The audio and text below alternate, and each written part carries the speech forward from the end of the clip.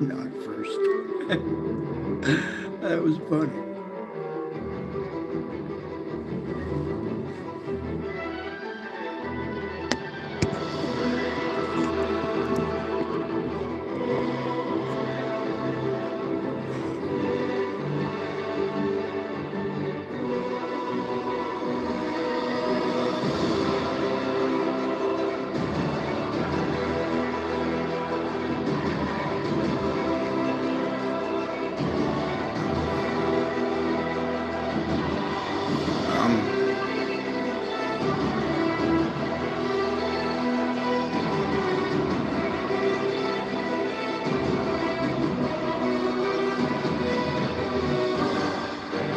I like that, the third shift.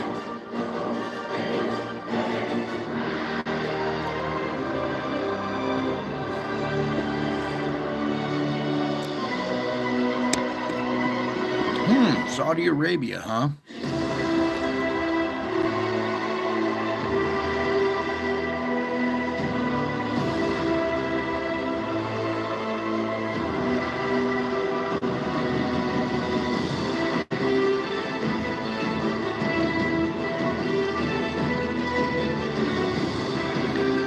Here, you think that's hilarious? I got an age-old mystery for you solved. Hang on, though. We got to finish the intro here.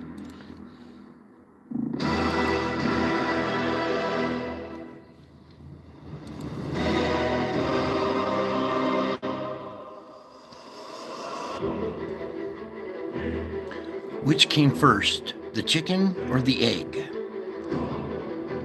Well, mystery solved. The rooster came first. Some of you ladies might laugh at that one.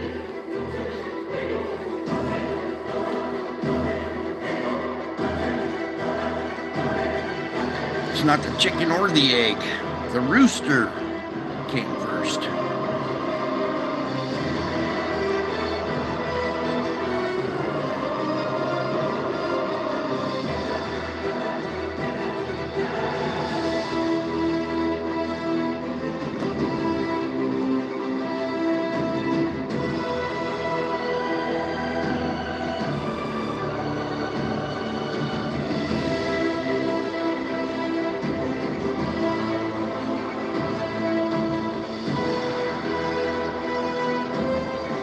I wonder why they gotta rescue each other out of the trucks, because they keep driving through it. Don't drive through water like that.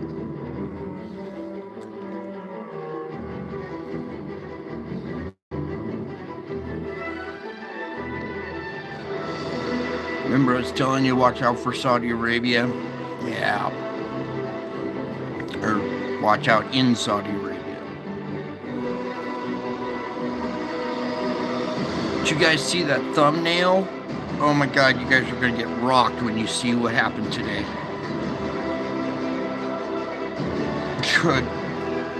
What you saw is what you saw in the thumbnail. It's just gonna rock your world tonight. That's why I was a little late getting started. I had to go do some extra praying.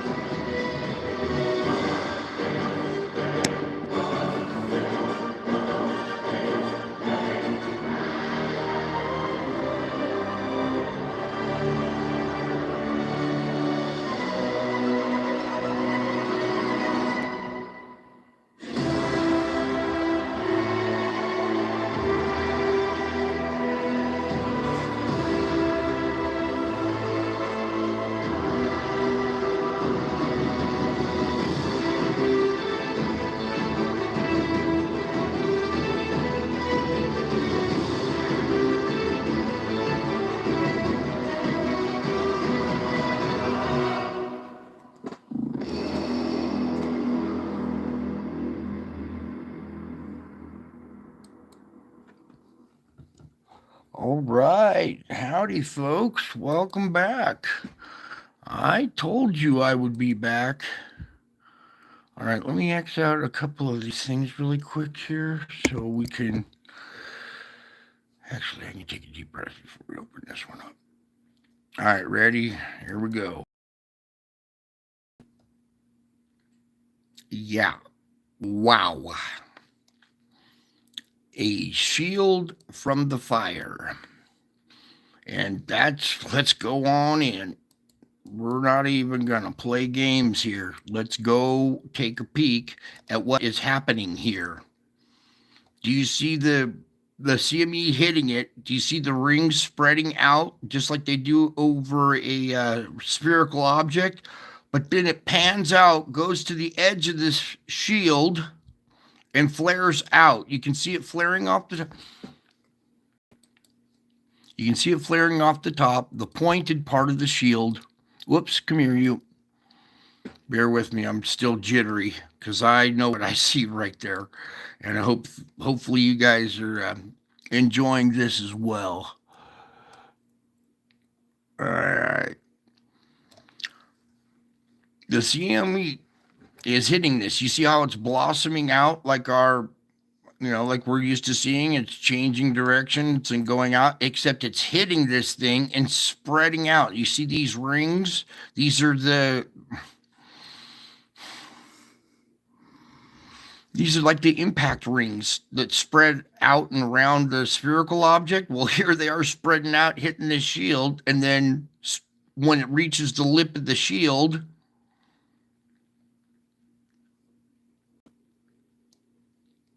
and this thing maintains its shape all the way through. We're going to go through this here in just a minute, but I just kind of wanted to put that thumbnail up there for a minute there for you guys and take a peek at what you're looking at and wrap your mind. I want you to look at this thing for a minute. I'll let you be the judge of what's going on here, but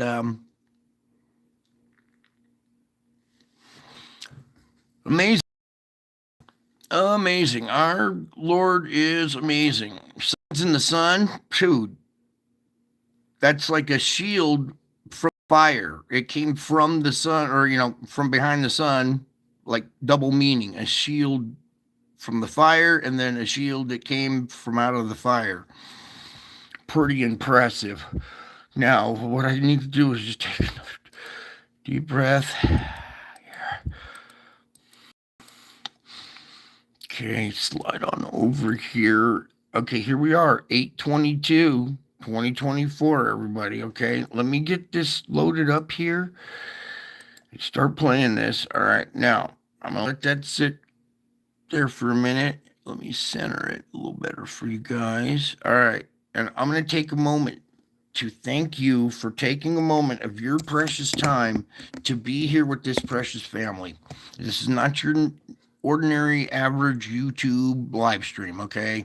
This is a little different. We discuss some topics that are very disturbing, and then, well, if you stick around for the spiritual report, it'll make it all worthwhile. In the meantime, I'm just going to let that play a couple times. You see some of the little things trailing behind here. Boom, boom, boom. Okay, so there is a lot going on there. I might even let that loop play another time. And just thank you guys for taking a moment of your precious time to be here with this precious family. Okay, I know how precious your time is, okay? When I discovered this information, I couldn't get 5 minutes worth of anybody's time, okay? And I suffered enormously for it. So to have your attention just for a few minutes means a lot to me. And when you stick it out and you find out at the end of the show how precious this is, you'll realize how precious you are to me. Whew, okay. All right, here we go. Let me just hop in here, grab the opening frame. We're going to start marching, you guys. Oops, I'm getting a little trigger happy. Here it comes. All right, so we actually made all zeros this time, not 024. So there's our opening frame. Let me just slide a little bit so I can give you guys as much screen as possible. All right, as we start off, you can see this weird little bow shock, something going on here. It looks like there's an object right here as well. But that's not our main concern is. Again, over here you see something trailing away, plasma with it. Maybe two of them right there. Yeah, kind of look more like two of them. Ready, set, go. First of all, this image right here with the cookie cutter edge to it.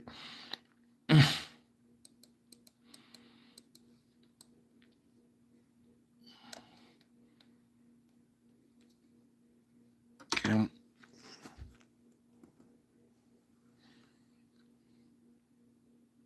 You can see plasma going around the edge of it and then lighten up.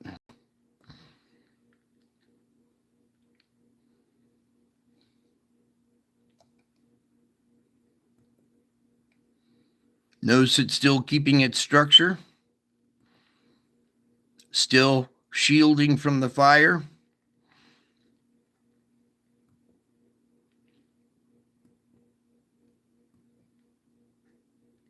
That does not have our normal round spheroid type shape whatsoever. Maybe a little bit on the back end here, but quite an amazing set of frames there, wouldn't you say?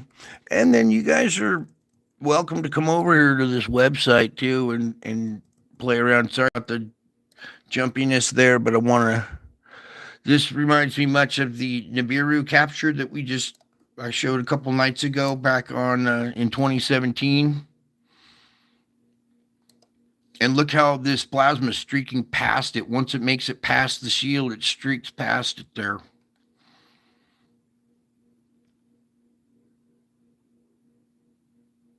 It's just that the picture says 1,000 words. Well, kind of leave you speechless a little bit there. You can see how this is spreading out, hitting it in a circular fashion, just hitting it, spreading out. And this thing is just shoving it all the way to the edge. And then once it fires over the edge, it flares away.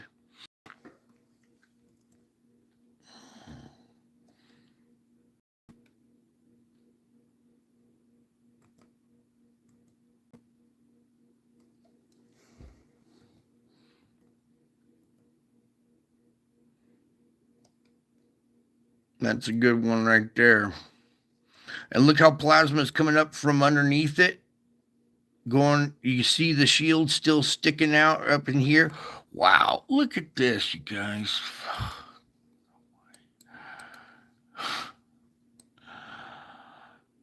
Do you see what I'm talking about? Do you see how there's plasma going in front of it here, but you can still see it, the shape of it back behind here? See it dripping down through there? It's almost like a knight's shield, and the dragon turns and spits fire, and he puts the shield up, and the flames hit the shield and blast around it. You see what I'm saying?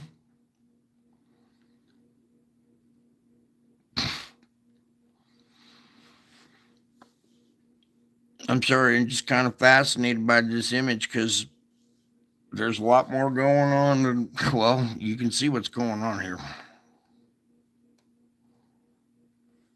That is amazing. That's the Lord's handiwork. That's a sign in the sun if I've ever seen one.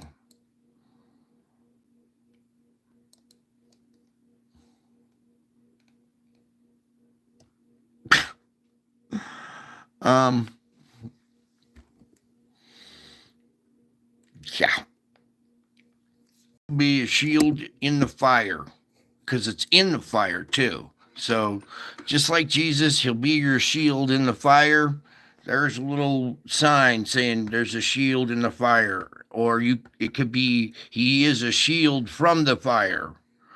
too. It's and then this shield kind of came up from behind the sun. It looks like it's coming out from the fire, like it's being, welded together from the fire. So it could be a shield that was from the fire. Just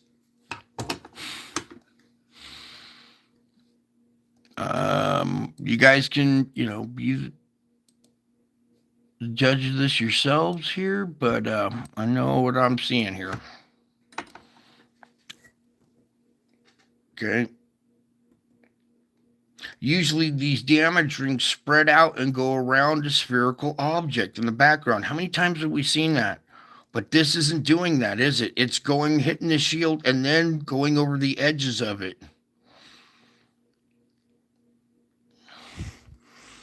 I'll let you be the judge of it, but look, as it comes out, this looks like a filament loop, but it's actually plasma that's hitting the front side of this and not igniting, but like flaring off the edge of it. You can see this cookie cutter. Look at this. We talked about bending light. Anybody see any bending light in there like this? Bing. Even the other band out here. Even this inner one. Light bending here, bending. It's just like, if you didn't believe in this stuff, it's blatantly obvious for people with eyes to see, but when you don't know what's going on, you just think that a strange looking Sammy. Let me back up a little bit here too. We'll go through the process here. And I'll let you be the judge. Look, we've got bending light right here already. Bing, bing.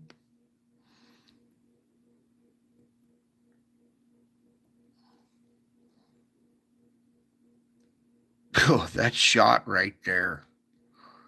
You see how this is curling around it? The plasma, like flames almost licking around the edge of it.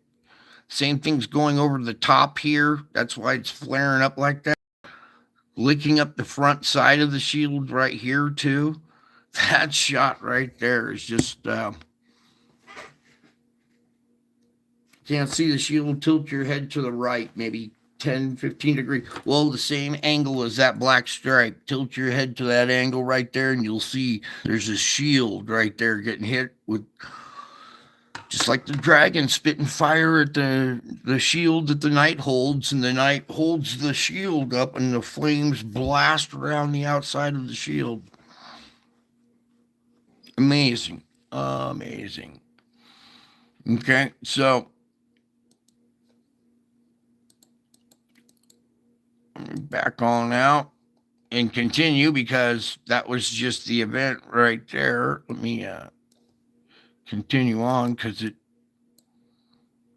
doesn't show up well in the black and white, but boy, over on this side you can sure see it.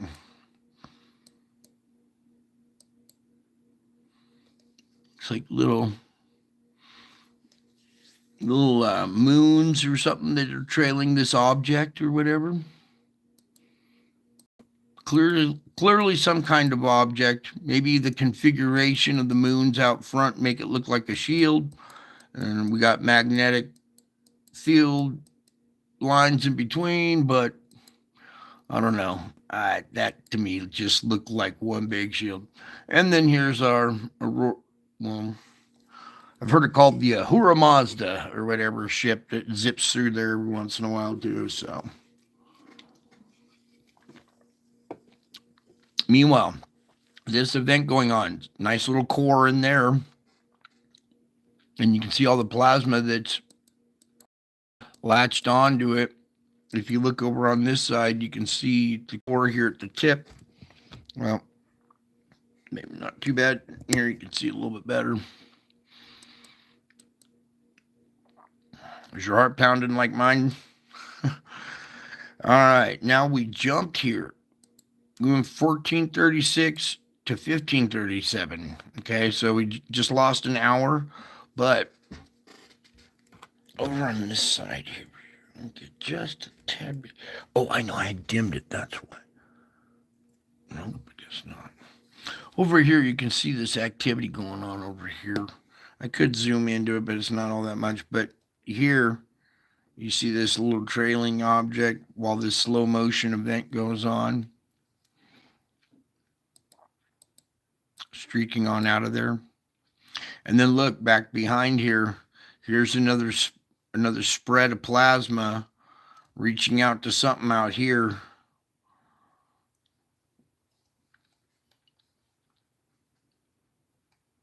Hang on, let me slide. Sorry. It's just once you click it, this mouse won't tick it. All right, you can see our little black core leaving the frame there. All this dark area over here, something big and dark right in there with a bunch of plasma going around it. Let me back a frame up right there. Right. Ooh. Is it this right here? I don't know. That one's a little hard to see. You gotta watch the flow a little bit more. Sometimes little moons will throw you off. They spread the plasma a little wider and it makes you miss the bigger object.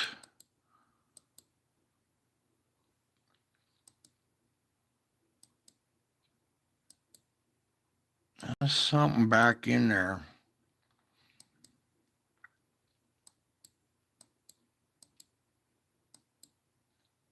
And then you see this big splay of little satellite moons and everything. Let me slide on over to this side a little more now.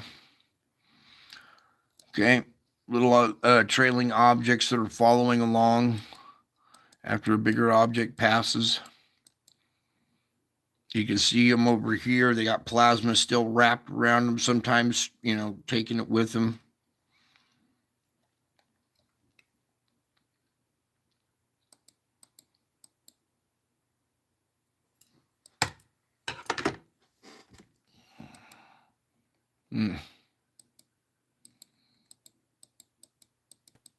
Oh, maybe do that.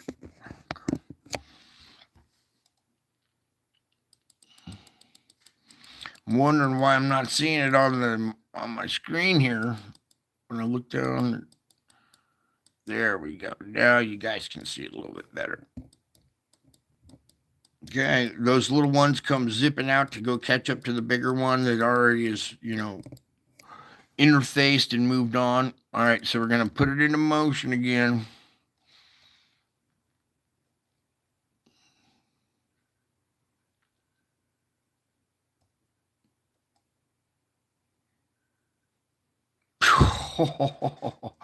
Here, let me scoot it over to this side.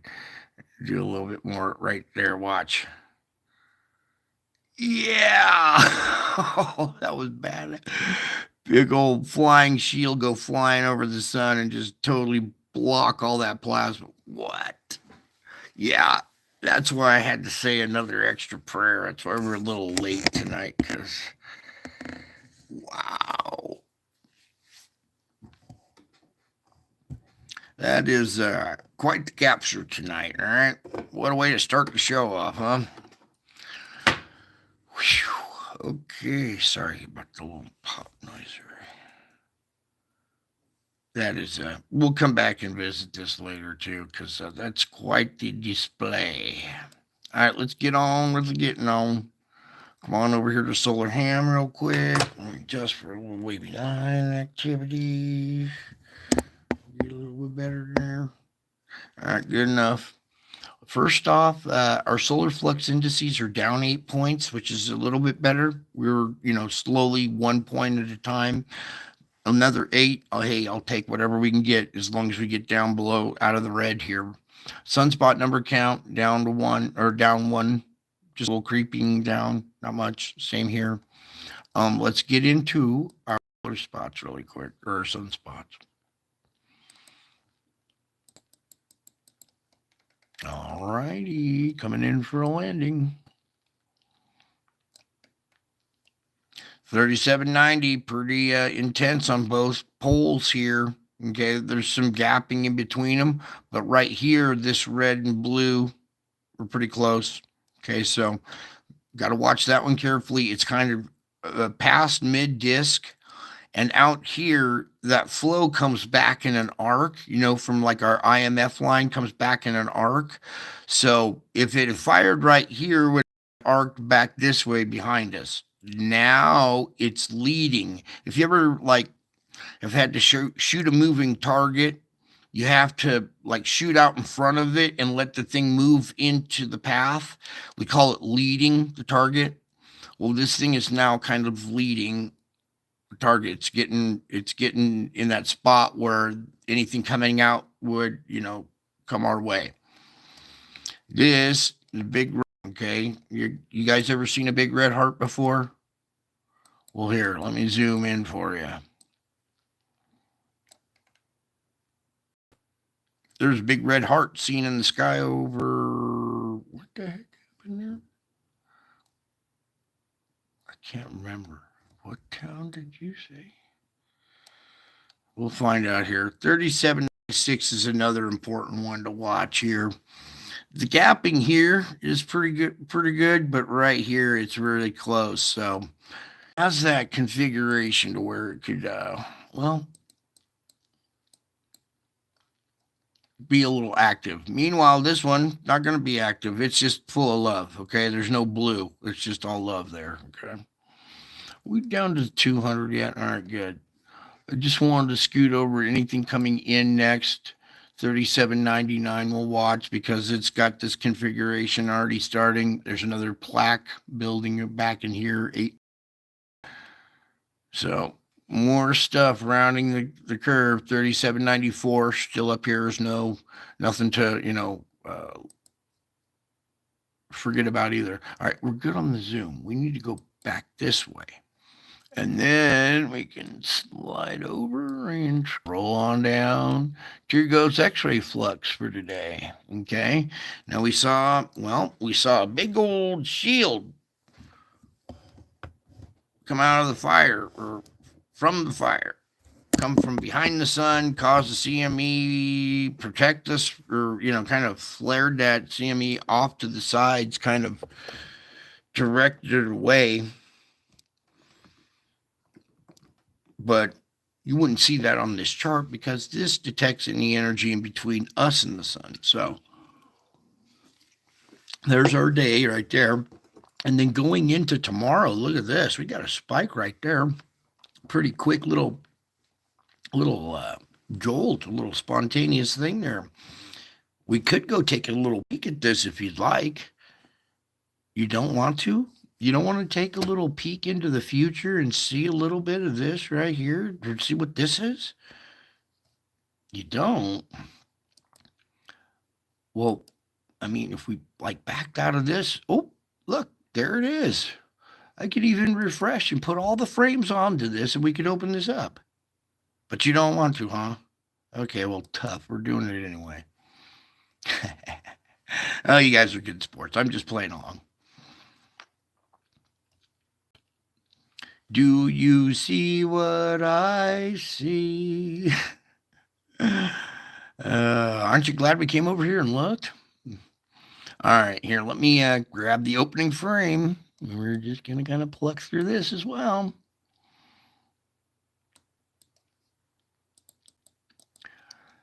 Okay, so right now, not much going on there. And let me slide just enough to grab the button. Okay, 024, 823.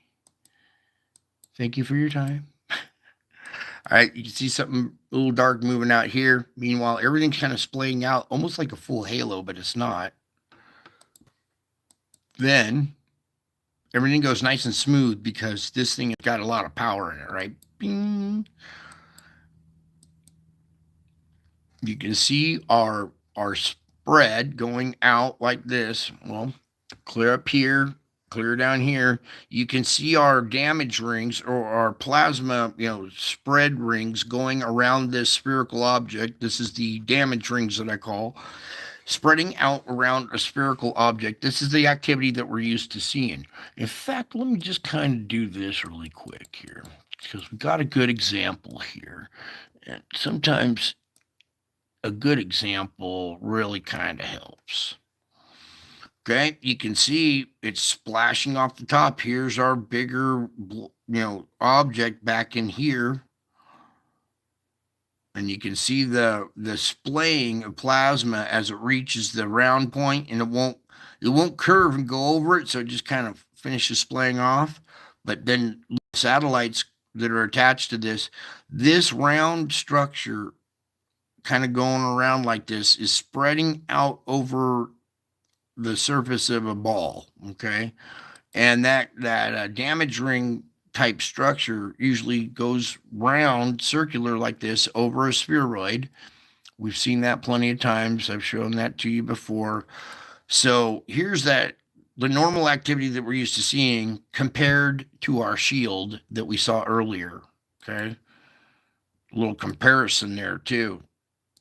That was nice of the Lord to give us a comparison at the same time. Wait, one more frame back, sorry. Okay, I'm trying the best I can, Lord, please. All right. You see how that plasma spreads out and goes around that object? There's 3 rings. Look, boom, boom, boom. You can see how these rings are going around a bigger object, and they're all kind of spread out here.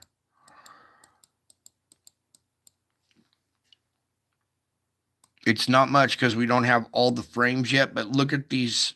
See how they're spreading out over a round surface, over a spheroid, as opposed to what we saw go hit the shield and then go round structure like this and then come off the edge. That's a comparison right there for you the very next day here. So we took a little peek under the hood here, and wow, quite a display, huh? Okay, back to our regular report. Our 3-day geomagnetic forecast calling for all clear. I'm fine with that. I don't want any more geomagnetic, storming. But with these objects now, no telling. That shield set itself up in between us and the sun, and we might go all clear for a long time. Maybe. Never know. Sure looked like a shield, though, didn't it? Wouldn't it, protect us from the fire? We could stay out of geomagnetic storming for a while, maybe. X-flare potential, 10%, M 50%, 55%. Shield potential is there now, maybe. Since the Earth shields are weakening. Here's an 0.4 that came out of 3801. It caused a type 2 radio blackout. All right. And then we had a little M5 too, but no radio blackout out of that one. Meanwhile, unsettled over here. It doesn't look all that unsettled. Okay. This is still way down there under 3. So I'm good with that. I will take that all day. We don't want any geomagnetic storming. But with this kind of activity, all right, they're seeing the CME that's maybe heading to the right, okay? But this object could still come more kind of towards the camera effect, like down the line of this pointer at us and brush, go right in front of us, possibly interacting with our magnetic field. See? If stuff out on this side is leading us, it's out in front of us, and we would rotate into, that direction. Not that fast. We wouldn't rotate right in front of that thing, but that's the direction things go. Oh, back over here. My bad.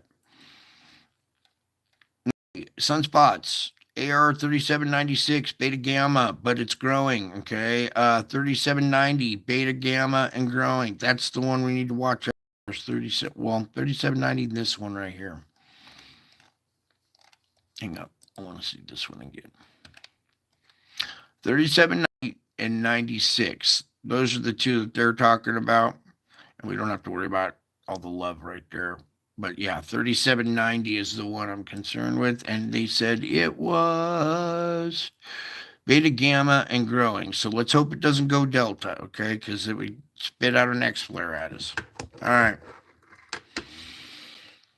Hang on, I need to take a sip here.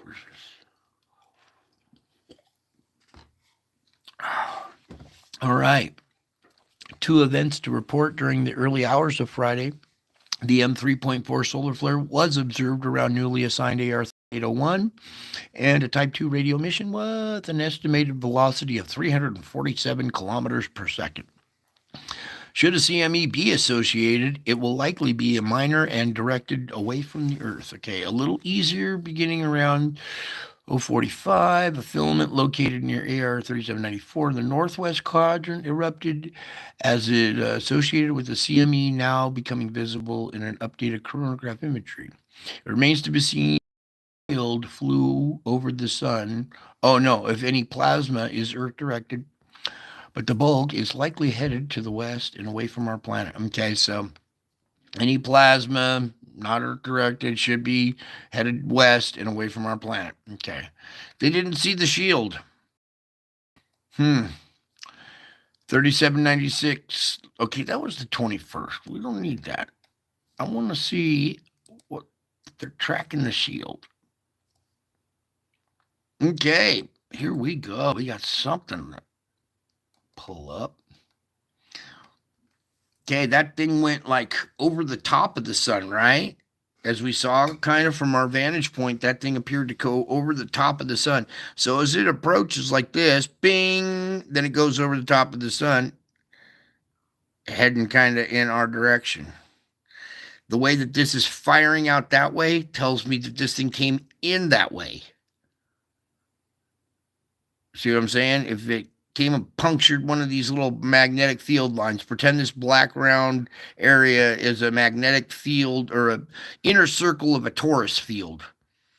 Each one of these is a barrier, okay? This is like 50 volts, 100 volts, 200 volts. Well, you hit 200 volts, all of a sudden it kicks a spark out of the sun, and out comes your flare. And you saw the CME that draped around the shield, the object, whatever you want to call it. Okay. But also, right here is our example, our IMF line, how it's curved like this. Anything that fired out behind here would, be behind us. But anything that fires out in front of us, well, we rotate into it. Even though this thing's spiraling really fast, anything that came out here would arc back this way and hit us. Okay, just like our IMF line. And they got that CME moving away, thankfully. We don't need any more energy. And I don't think a shield would send stuff our way. It would like send it the opposite way and shield us, possibly. Okay, we're done there. Let's get on over here to solar or the spaceweather.com. Sunspot numbers at a 20-year high for the second month in a row. Whoopsie, can you guys still get some of that? There we go. For the second month in a row, the monthly average sunspot number is cruising towards a 20-year high. The current value, around 230, would eclipse every month since September 01, which occurred during the peak of solar cycle 23. The current cycle 25, was not supposed to be this strong. And it may become even stronger before Solar Max is finished. Tend to agree with them there. An explosion of auroras. At first glance, you might think these images have been up, but they have not. At the stroke of midnight, what? At the stroke of midnight on August 11th and 12th, Canadian photographer witnessed an explosion of brightly colored auroras. Quite the explosion. They should have stacked them all on top of each other and made a flip book out of it. The event began with an intense red sweeping from the east and engulfing the sky. Okay, cool article. You should come over here and check it out. Read the article, but right, huh? On the 11th to the 12th. Fascinating. Okay, here's your Schumann. Now, good news and bad news. We had a bumpy day. It was another roller coaster effect day. Here's last night where we left off, and we kind of left going into this mess. Well, we came out of that and just went into sheer madness.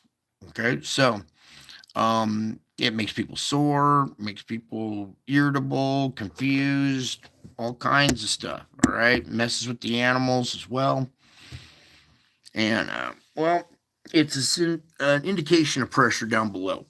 See, when our core and the shell heat up and expand, they grind on each other, creating high energy, low frequency waves. Sorry, can't zoom in on this one.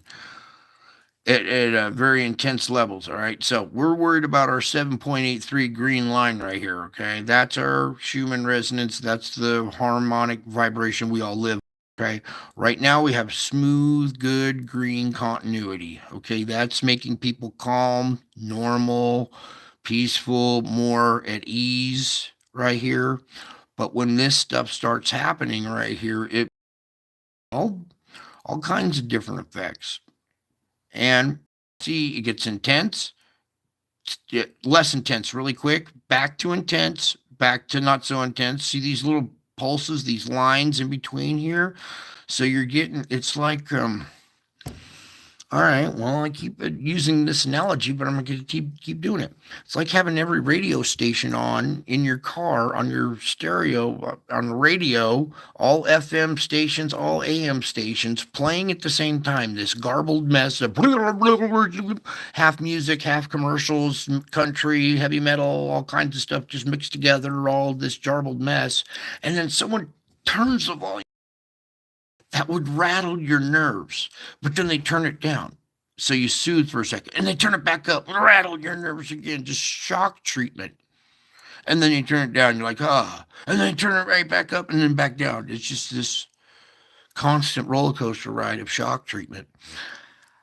If you guys feel like you have had your finger in a light socket, not like tingly feeling, but you're just kind of frazzled, like you've had your finger in a light socket and your hair's standing up on end or something. Well, this is why. Because this, messes with your mind, it messes with your emotions. And let me just repeat really quick. Russian cosmonaut with this 7.83 frequency in the spacecraft. Without that frequency, the astronauts went insane. They lost their minds and killed each other, went murderous on a rampage inside the capsule because they didn't have this little hum in the background. This is the hum that our dynamo inside the Earth makes. Okay, that spinning inside the core, that little dynamo produces an electromagnetic field. Okay, that's what protects our Earth, the shield. Well, that electromagnetic field has a hum, much like high voltage power lines hum.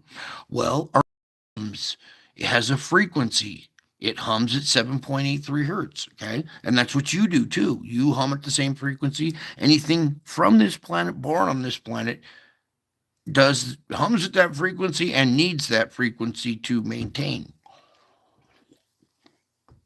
Well, when you got big fluctuations in that frequency, in your normal background frequency getting intense, off, intense, off, intense, off. Plus, not just the 783. Okay, that's the one that's important for us, but just above it, just below it, all the other surrounding frequencies are very important too. Don't just think we live off of 7.83 alone. The other ones are important too. So the ones that are above and below are intense as well. This messes with the animals. It messes with people. Maybe you're getting used to it. I bet at one point you were like, I wonder what this human's doing right now. I feel achy. That person just acted weird. They're out of character. I wonder if we're grinding right now.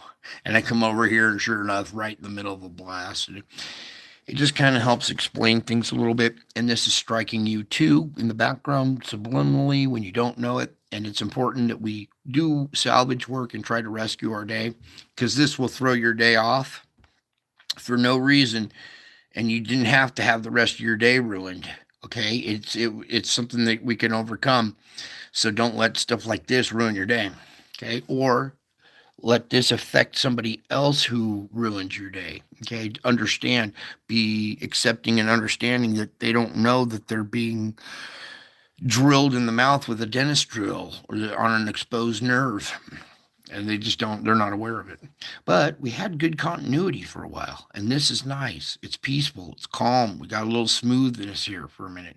All the animals are just like, whew, okay, go back to feeding and take a nap. All right. So good continuity for right now, but quite a bumpy ride there. All right.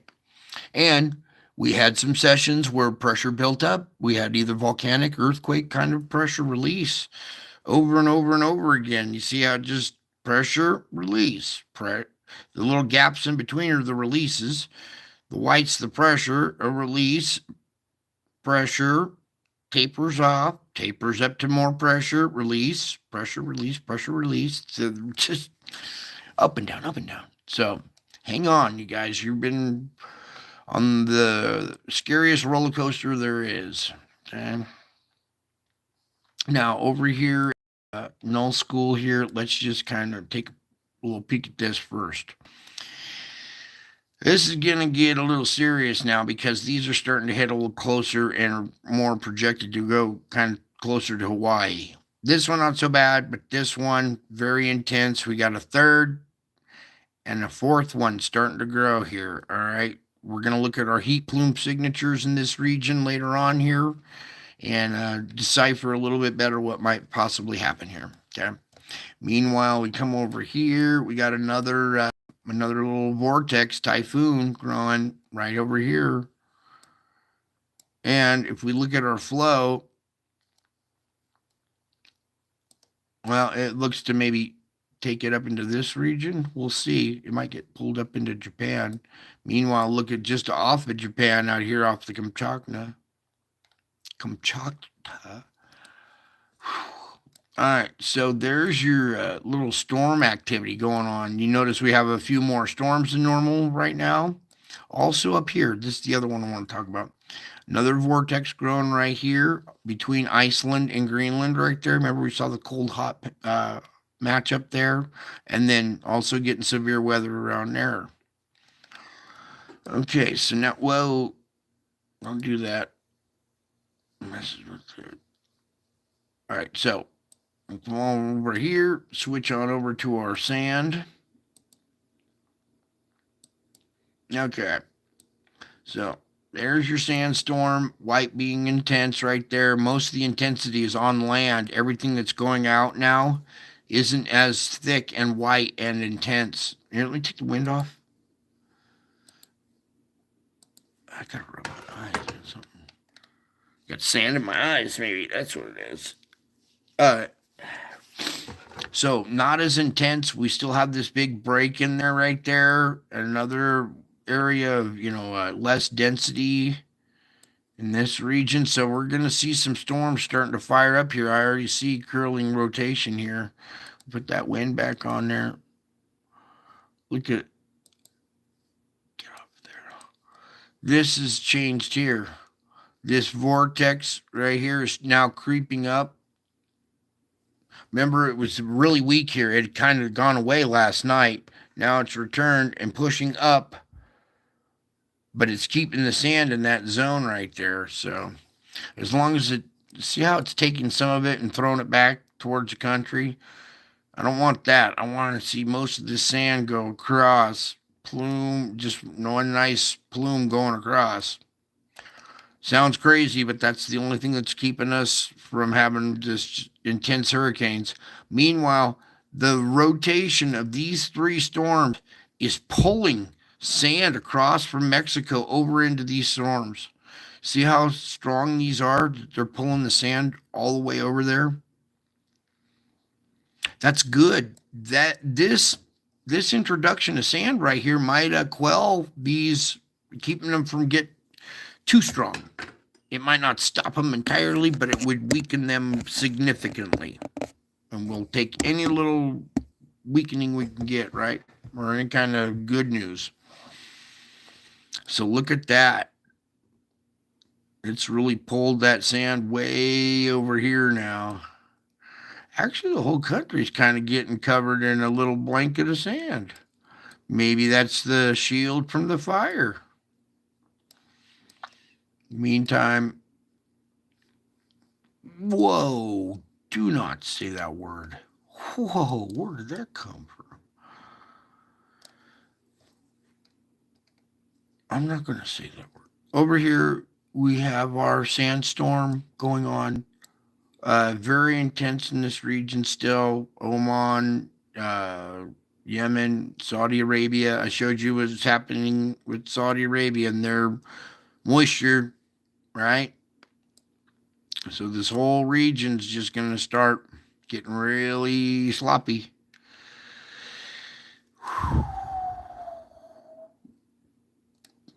There's an intense part at that eye, some at that eye. You can see the those coming down. Yeah, same thing's been there. What, 3 nights, 4 nights in a row? Very intense right here. This plume on the Gobi at the Gobi Desert. It's like the dragon's looking at the desert right here, just sitting it. Look at this, you guys. I would get out of China, dude. Oh my goodness. Oh my goodness.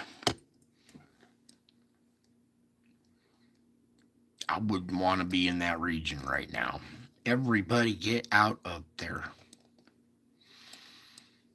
Meanwhile, we'll just go on with our sandstorm report. Okay, so there's your sand reaching across, spreading all over the Atlantic. This is good. This is good. This might kind of quell a lot of our conveyor belt too. This could like get stuck in the conveyor belt and keep wrapping around. Oh, wouldn't that be something?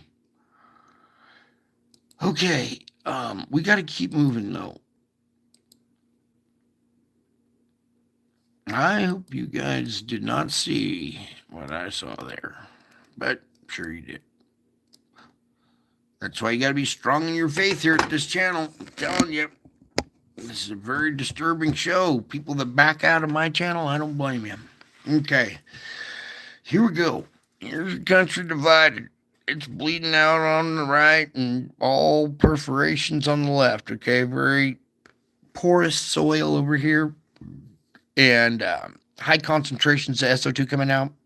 On the left is very thicker hot rock, and you got perforations in the crust. But there's your country divided. And it's just showing you in the on the map how divided we are.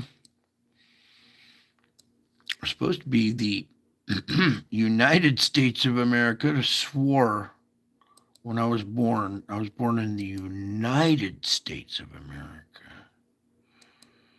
All right, two. Okay. Not so bad up here in Canada, unless they're just not reporting right now, but that's good. Meanwhile, this activity crept down into the lower 48. We're seeing activity here in Oregon, a little bit in Washington, but it seems to have kind of calmed down. This spot now coming to life up here, got a fire. All right.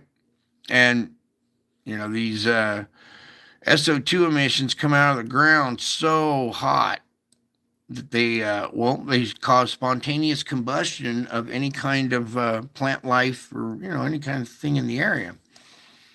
Here's a good example. It's not a big intense fire, but here's a new plume with a fire right in the center of it.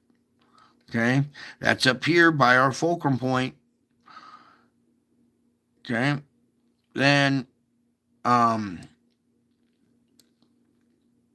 we won't count that one. But down here, definitely this fire in Southern California has still got a big SO2 plume coming out of it. Now, when trees burn, they don't burn SO2. This is sulfur dioxide, not carbon dioxide. SO2, not CO2. Okay. So when trees burn, they don't burn sulfur. They don't smoke sulfur. Okay. These are sulfur plumes causing fires. The gas that surrounds the magma down below. Okay. Meanwhile, take the fires off for these less developed countries because they still use fire to cook and heat. Come over here. Look, Cuba is still purple. Jamaica. Hey, you're not supposed to smoke sulfur, man. Okay, meanwhile, up here, South America's got their SO2 emissions all the way down. We come down, check out our fulcrum point tonight. Now it's looking a little better. This one's dark again. Remember, this one was darker than the other one last night. So we got all three of them pretty well defined. Fifth one's hanging tough right there too. So we've seen a little increase in pressure possibly in that region. You can see all the way down here, all SO2 emissions, relieving pressure, keeping quake magnitudes on this plate boundary down. The magnitudes are lower because pressure's been relieved. Stop off here and see someone I love. You see the eyes right there looking at this island. It's someone I love is watching over them. How cool is that? All right. SO2 coming out of the crater here at Oahu. As long as it's SO2 and no volcanic eruptions, that's good. A lot of people on that island, as opposed to the other ones where SO2 out of Maui, but here at Hawaii, and then you could see that it's just like the straight line where SO2 emissions coming out pretty intense and then just nothing. So we have a plugged up volcano and everything coming out on this side. So we'll see, volcano activity or earthquake if we don't. Good, good, good. What a crazy face.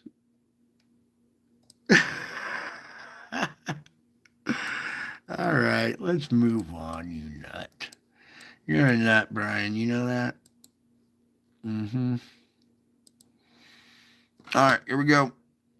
SO2 for China today. Very, very strong emissions, okay? Very thick, dark plumes getting, broad, wider. It's not just a little dot. That's a whole area that's in dark, dark purple. All right, and they're in some deep, deep doo-doo. You could see the the dragon looking right at them. Oh my God. Meanwhile, India's SO2 emissions are kind of still intense here. The wind pushes this gas up against the Himalayas, but it won't cross over the Himalayas. So it gets backed up, and here's India with their SO2 emissions getting pretty dark purple around the region. Meanwhile, this area over here.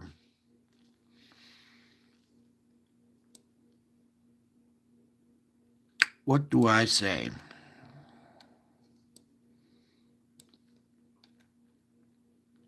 Get your shit together. You guys better figure this out. This isn't a game. The place is going to suffer until they figure it out. They better get on board and start playing nice real quick, like for their own good. Everybody around here, you can see what's going on. Different religions being kind of pointed out. Is that like a lion head right here type? I don't know. I just kind of crazy stuff is happening, so it doesn't surprise me anymore. Okay. Meanwhile, we got all this speckled effect going on all around Europe.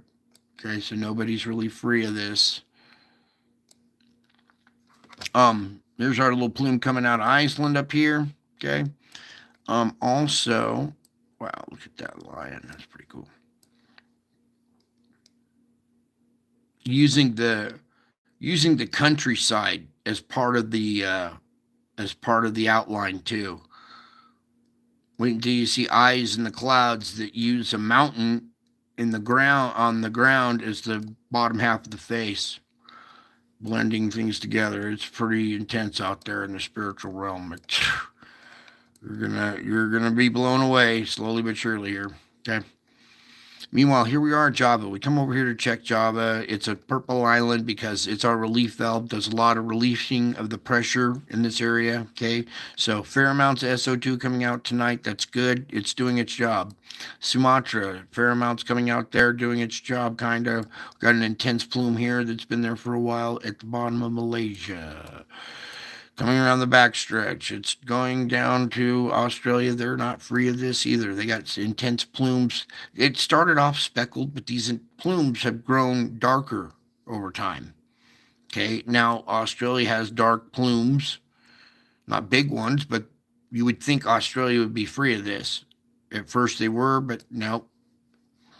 No one's free of this problem. Even like the safest spot on the planet, Fiji, is a volcano and it spews SO2. Okay. But what I really want to point out is this little island right here has 2 SO2 emission sites. Okay. It's like 2 little pinholes in the bicycle tube, and it's just slow leak. So it won't allow pressure to reach a maximum point because there's a slow leak there. It relieves pressure on the plate boundary as it comes in. Okay, it's like the first release of pressure as it hits this crack area, which is basically a crack in the shell of an egg, the crust of the earth. We covered it. Yeah, that's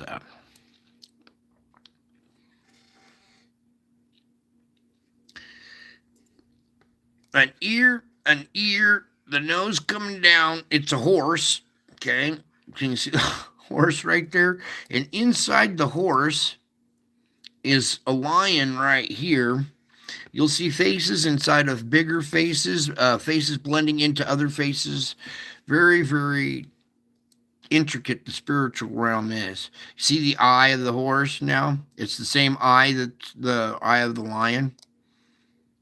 If I back out a little bit more, you can see the horse head with the eye, but then it's also the same eye as the lion. So only God can do that stuff. And you can see when stuff blends like that, that it truly is the spiritual realm on display. Okay, it's more than just a bunch of little gas sites. It's there's a bigger picture going on in a bigger dimension. You can even see the nostrils of the horse down here and his lip.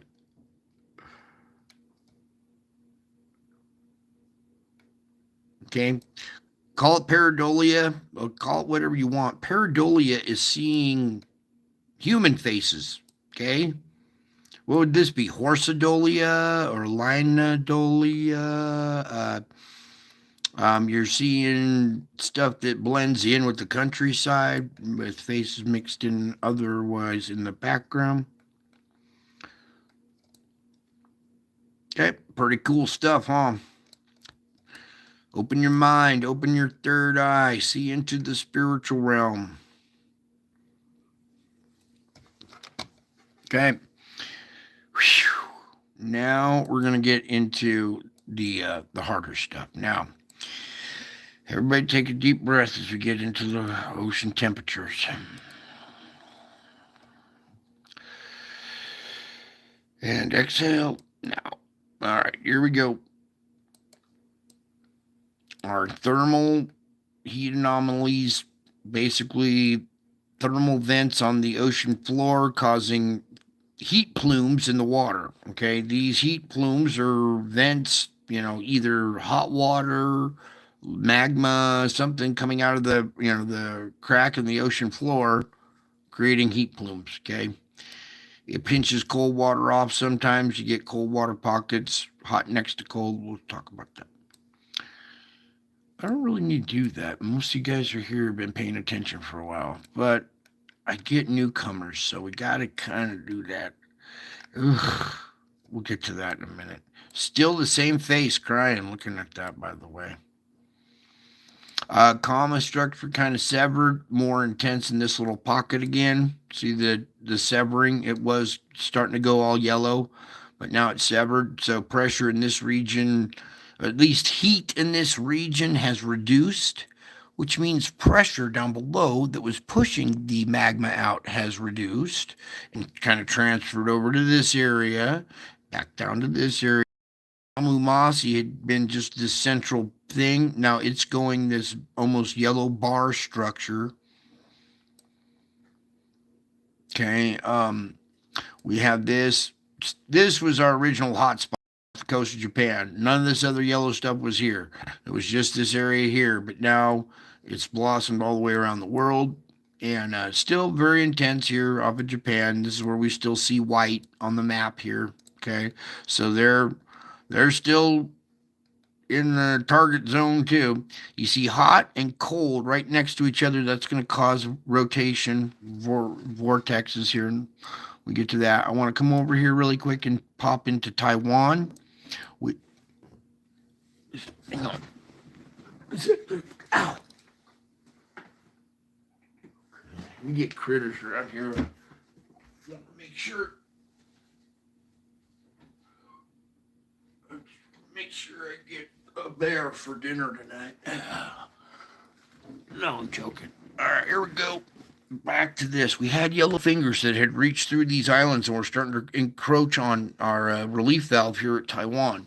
This is a fulcrum point on a plate boundary, so it relieves a lot of pressure in that area. And we did see that over the course of the week, there was some quake activity in this region. So you see the reduction in the yellow finger has retreated, which is the temperatures, which is the pressure. These all pretty much correlate to volcanic events and pressure in the region.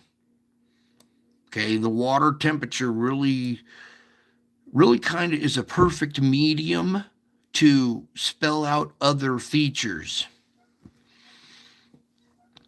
Okay. Meanwhile, we see a reduction here. That's good. I will take that any day. A little reduction in this area too. We had yellow back in there, so that's good.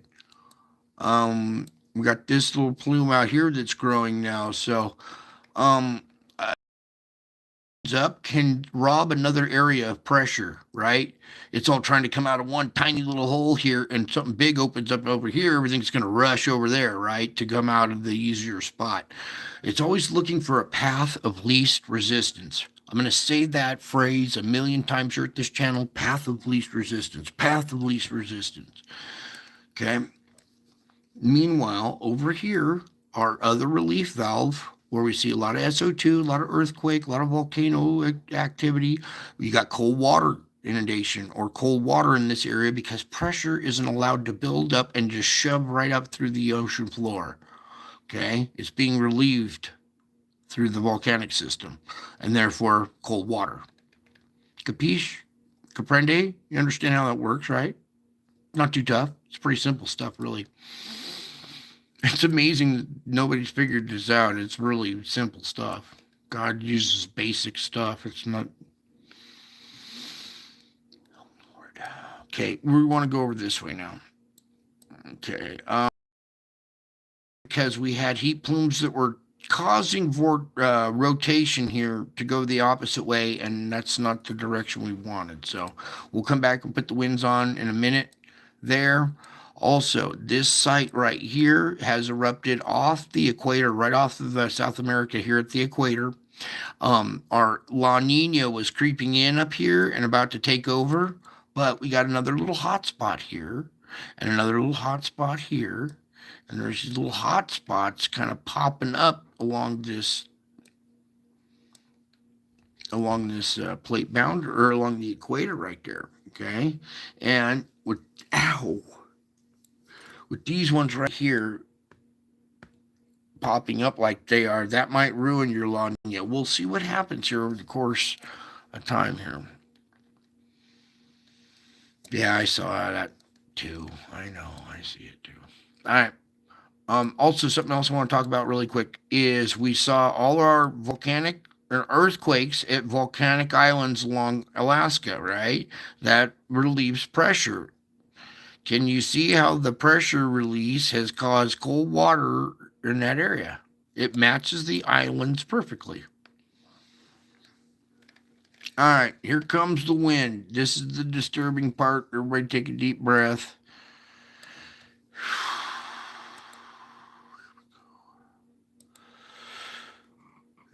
And exhale. All right. There is your thermal structures causing your air patterns. All right, your air patterns are now conforming to your hot cold structures. Where hot and cold mix, you get rotation. This isn't cold, but it's cooler than the water right next to it. Kicked up this storm. It might travel up here to this hotter water. See this cold hot right there? It might move right up into that. Hit Japan again. All right. What I need to do though is kind of put it right there and let it roll for a minute. Let you guys kind of look around for a minute. You see your heat signatures over here. And the rotation that goes with them.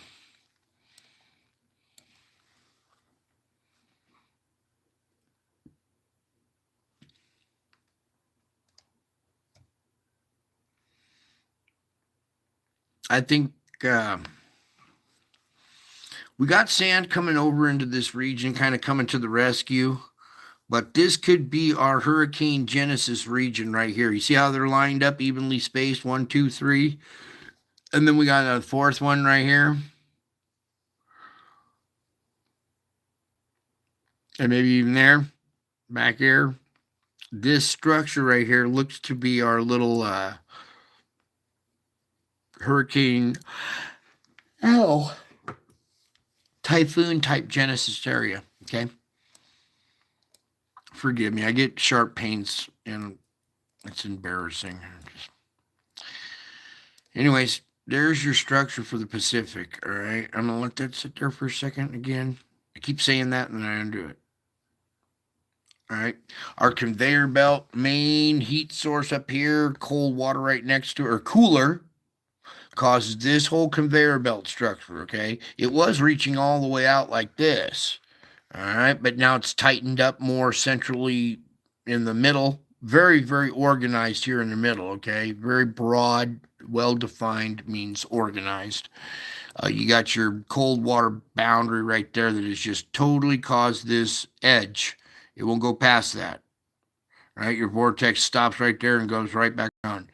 Now, this patch that's broken up here, or kind of come up here on the off the Pacific Northwest, you can see these little fingers have branched out here, and we're seeing these heat plumes here.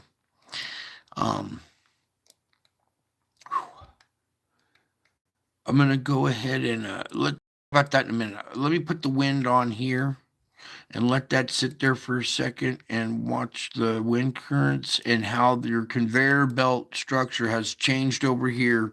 We still have backward flow a little bit here. It's not that strong, but I'm main conveyor belt structure right here still pulling sand off. You see big time vortex activity going up here.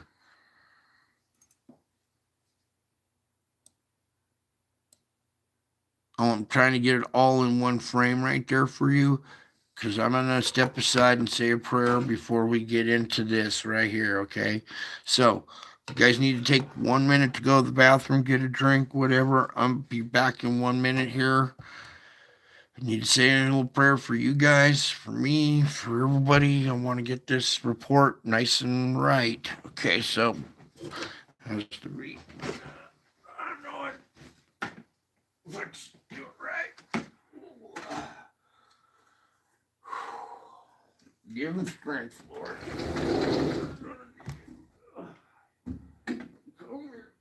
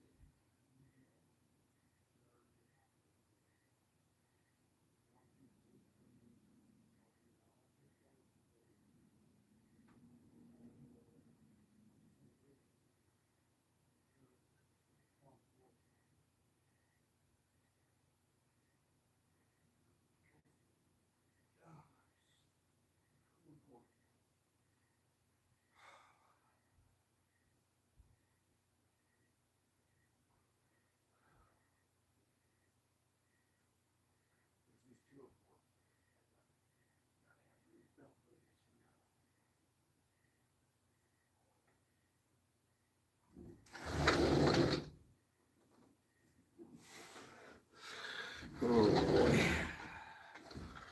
Alrighty, here we go, folks. Try to be as calm and responsible with this as we can be, okay? I think you guys are getting what's going on here, and the picture says 1,000 words. Okay, the airflow patterns are being controlled by your heat signatures now. What I want to do really quick here too, we always go through our air patterns, or we did back when we had our polar vortexes, right? In the wintertime, we'll report on that, but there's no polar vortexes. But I want you to see this air pattern. This is the same air pattern at 850. Okay, this is where most of your storms ride, right here at 850. Here at 500 is your lower jet stream. So we're going to go to 500. Watch this pattern.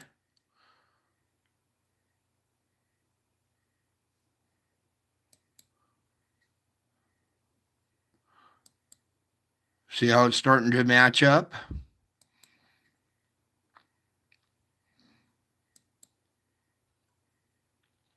We're going to go to the upper jet stream. You see this vortex up here. Your upper jet stream is not causing this vortex down below. It's your heat signature on the water that's causing this vortex. Okay. So there's your air at 850. Okay, that's the same air pattern on the ocean wind, right? You see your heat patterns controlling the vortexes. Okay. Atmospheric compression from the sun's solar wind pushing down with this heat rising up has squeezed the whole upper, lower, and lower all into this one jet stream now. Okay, that all the storms ride this new configuration, these conveyor belt type structures that are thermally heat induced. Okay, it's a very, very, very huge situation. The Day After Tomorrow movie, where the salinity of the ocean causes problems, right? Well, you'll see that with a lot of melting ice up here. Okay. It's just this runaway train of pressure building up. Okay, heating stuff up in the area, controlling the wind patterns. All right. Now, here we go over to the Juan de Fuca. Now, everybody hold on tight here. All right, now we take this off. Wait, I want the wind off. There we go. Thank you, Lord. Now, I want to open up the earthquake report map at the same time because I want to use this as our reference for a minute, okay? Our fulcrum point where these two plate boundaries meet right here, okay? You understand what a fulcrum is. It'd be like the middle of a teeter-totter. It's the middle point. It's a point. It's a fulcrum. Pressure on one side, pressure on the other. Well, here's a fulcrum point. Little quake right here. Not enough. Not even close. 3-0 down at 12. I'll take it, but we need more. Okay. It's the structure of this plate boundary coming out and going up right there, zigzagging, and then this crack, this fracture right here is, here's your point coming out, here's the Juan de Fuca coming out, turning and going up right here at this dark line. This fracture zone is seized up. See how it's dark? There's no lava coming out of it. It's all tight and locked up. This part has loosened up now and has magma or hot water coming out of this crack running just offshore right here, okay? That has, when you take rock and you turn it into magma, it acts as a lubricant, okay? Loosening up the plate boundary in that area. It acts almost like a lubricant, loosening up this fracture zone going up along the coast. I mean, if we saw an earthquake out here, it'd give you a little more time. We're talking about you might see your earthquake let loose right offshore here. Okay. And I'm trying to be as mature about this as possible, and I want you guys to, make a fair assessment yourself. You're mature adults too, okay? I would suggest getting away from the coastline here, okay? Any kind of volcanic eruption doesn't even have to be an earthquake. Another little, see this little spot right here? If it popped open really hard and, something boiled up through the surface, you could have a volcanic eruption right off the surface that would, or right off the coast, that would create a tsunami. You saw the tsunami created by the volcanic eruption at Hunga Tonga. So volcanic eruptions can trigger tsunamis. Okay, earthquakes, tsunamis, volcano tsunamis. We have pressure has built up in this area.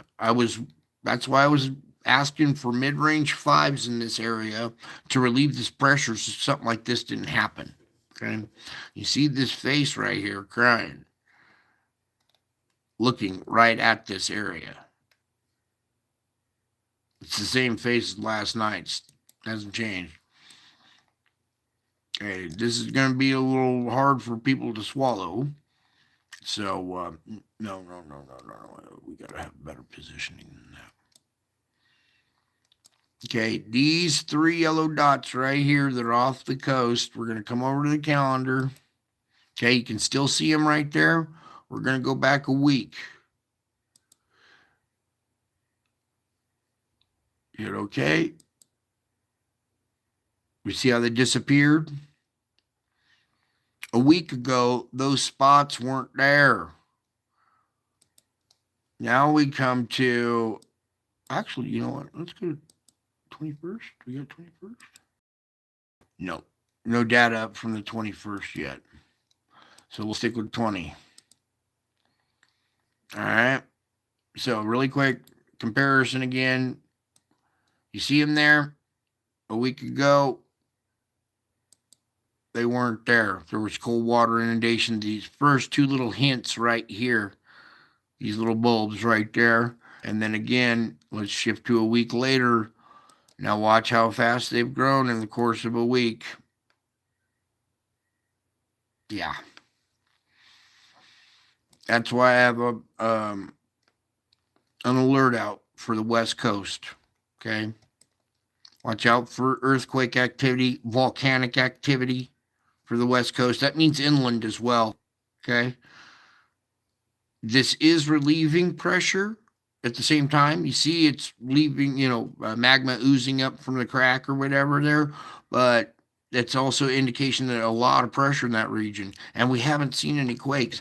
This little thing might lubricate the other fracture zone, and instead of seeing fulcrum point quakes, we're going to see something right here, right off the shore. Okay.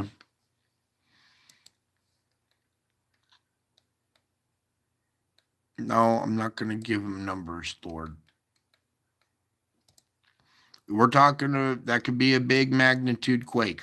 Okay. We'll just say that. Okay. I don't want to throw any numbers out there, but you guys can use your imagination. Okay. We also have this hot pocket right here. Just, this one lower right here, just off the bay. See this finger reaching in just south of the bay right there. This one just north of the bay encroaching. Pretty soon that area is going to get inundated with hot water.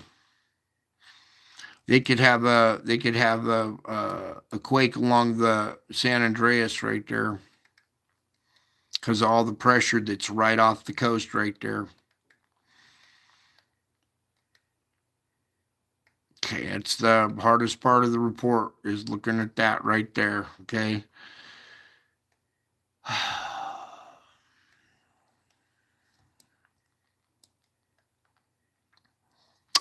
All the liberal, Democratic type activity that's been going, all the craziness that's been allowed to go along that area right there.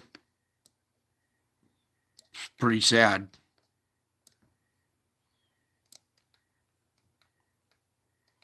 That could all change though.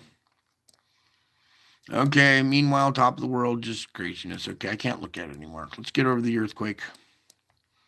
Good job, you guys. You made it through that. You're tough. Most people would have tucked tail and run. All right, 5.0 at 360. No deep quake. That's not deep enough. That's 360. It's mid range. So pressure is at mid range now. It's not down deep. It's making its way up. Here's our here's our island with the two SO2 emission sites that relieves pressure. So any kind of mid range 4 would put 5 at the surface. And this is 4.7. It's down deeper at 213, a volcanic island right there. I'm not even going to zoom in, I can tell you that already. Over here, this little deep pocket right here, sometimes get a little deeper activity, but no, this is a 5 at the surface this time. So 5 energy at the surface being delivered right there, scrubbing energy. This is the end of a plate boundary, the end of a crack, and weak spot, path of least resistance, 5.1 being relieved at the surface, scrubbing energy, that's good.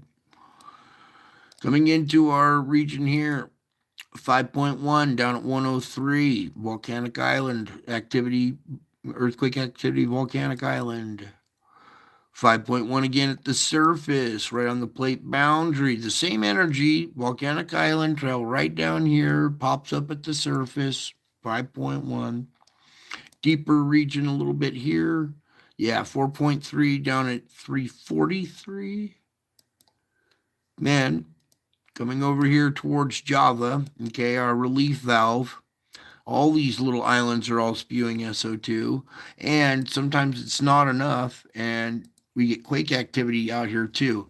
And what do we do with 4.9s here?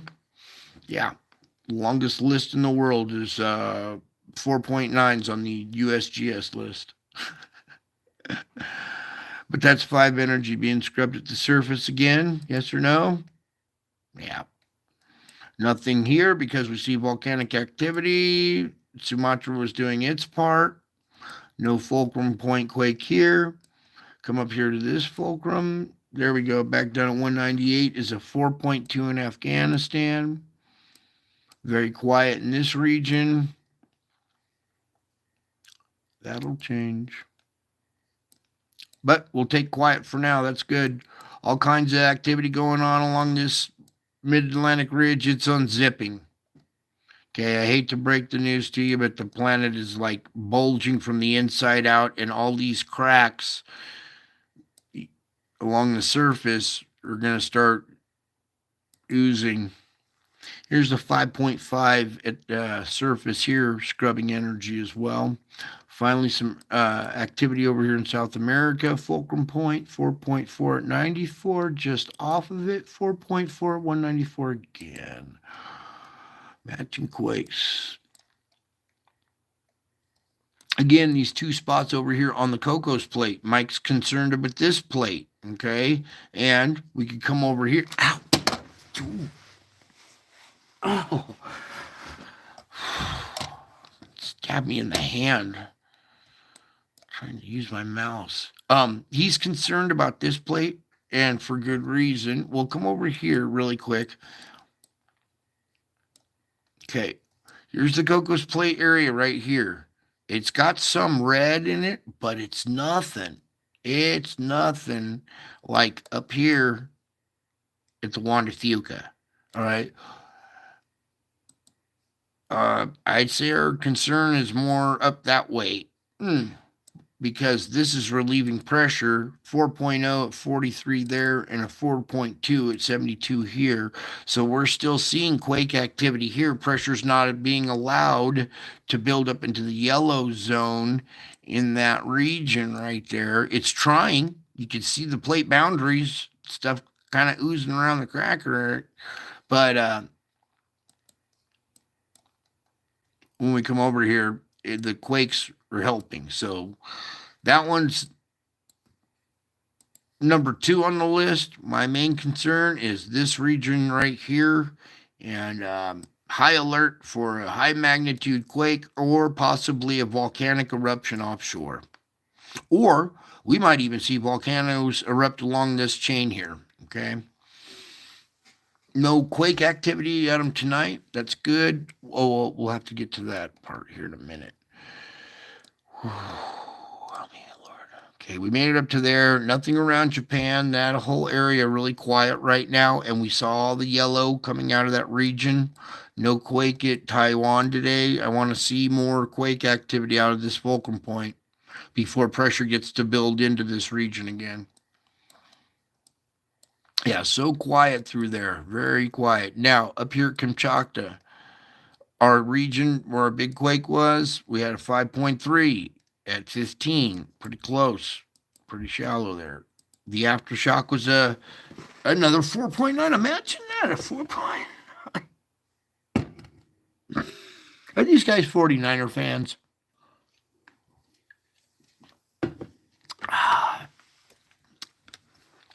4.9 down to 34. The depth a little deeper on that one. So lots of volcanoes going off here, big earthquakes, relieving pressure in that region because when we go up to the Kamchatka, you can see, well, it's got issues too. Hot water building off the coast here. Okay, got cold water right here at these little islands. But they're having their issues too. Okay, so we're done with that. I want to pull back, get on over here to Marca. 1 day, all magnitudes. Okay, all magnitudes. So we can kind of come in here and you can see what's going on right there. In between these two volcanoes, this little island right here, Volcano Island 2, all kinds of quake swarming going on here. Ones. Yeah, I was hoping there'd be a little bit bigger magnitude, but yeah, 2.8. There we go. 2.6. That's a little bit better. Ooh, what's that? Scooch it out of the frame. 2.6. Okay. Rat Island. See the volcano? See activity at the base of the volcano? And then this one with the little bubble in the middle here, all kinds of stuff. You might see a little volcanic eruption underwater right there. You never know. Any kind of activity anywhere on the world could go around the world and affect any coastline. You know that? 4.4 down at 22 with a 3.8 at the surface there. Wow, not bad there this time. 4.4, that's an uptick in magnitude out here, especially the aftershock is the uptick. We're used to seeing, high 2s and a low 3. This is a higher 3 that we were seeing before, and now we've got an even uptick to the 4.4. So this used to be an uptick. Now we got even more so with a magnitude 4.4 in that region right there. I watched that region a little bit. All kinds of little microquaking going on up through the chain, all the way up through the fulcrums. Let me grab the biggest. 3.1 energy made it up through the fulcrum. That's a 2.5. 2.5 right here on the plate boundary is 2.4. What the hell? Dude. What's going on out here? Sorry.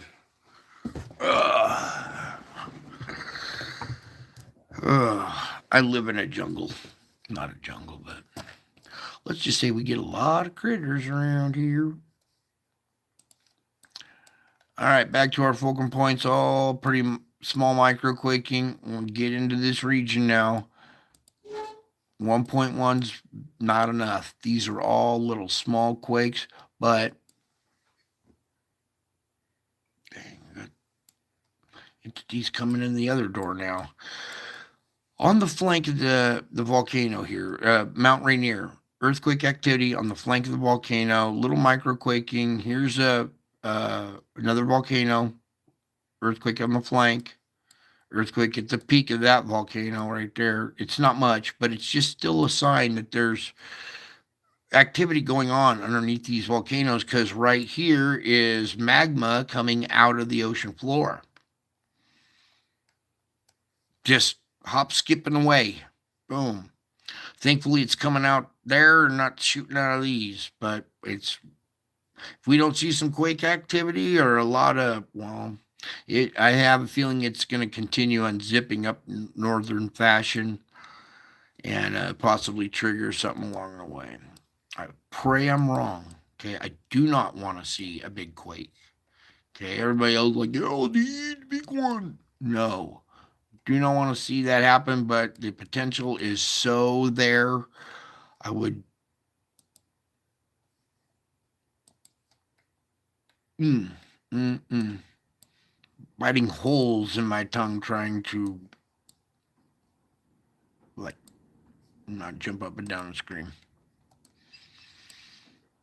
Okay, activity along the plate boundary right there. They're not much, but that's good activity. It relieves a little pressure. I want to see what's going on in SoCal here. Our little quake swarm kind of died off down here. Still a couple little mouse farts left, but I wouldn't mind seeing activity pick up there again and relieve pressure in the region, because it was creeping down into the LA area here too. Here's Highland Park still moving a little bit. Either come in or go out.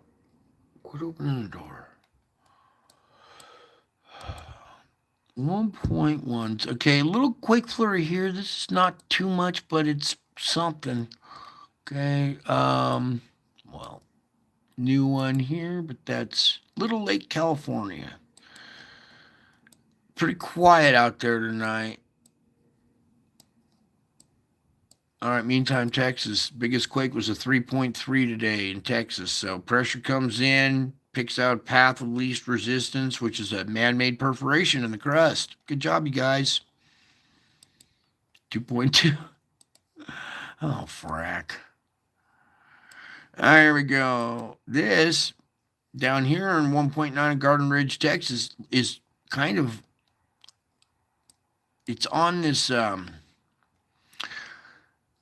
this ridge structure that Dutch Sense likes to talk a little bit about this. It comes up about 300 feet, 400 feet. This whole bulge right here is this whole region is like 400 to 500 feet higher than the surrounding area, because it's a big little mountain. And right along that edge, like I said, the foothills is a weak zone that runs that little strip right there, and there's your activity. So we'll have to watch this little bulge here in Texas, because it has it's a little deformity. Pressure came up from underneath, but didn't like pop. It just pushed the ground up. So pressure is pushing up underneath this bulge again, and right at the weak part, which would be the base or the crack, is your activity.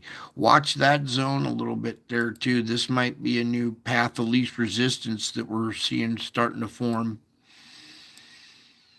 No, not on the Madrid. There's the Madrid right there. And nothing on there today too. That's good news to report as well. All right. Oh, we forgot to do Hawaii last night. You know that? And we need to stop off here every once in a while. Grab a Mai Tai. Put your feet in the sand. 4.7. 6.6. That's really shallow. That means magma's right there. 6.7. It's getting close to the surface. It wants to erupt, but it's plugged up from the last eruption. When the magma comes up through, we have an eruption, and then it cools. It plugs up the vent. So then you're going to have a new vent open, or you will see quakes forming like this until enough pressure builds up to where, well, it pops through the surface, kind of like popping a zit. That's gross. All right.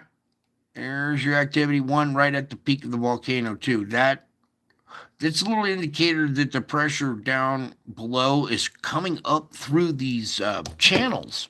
Okay, these perforations in the crust are, the tube that goes like vertically down through the page and out the back of the computer, right?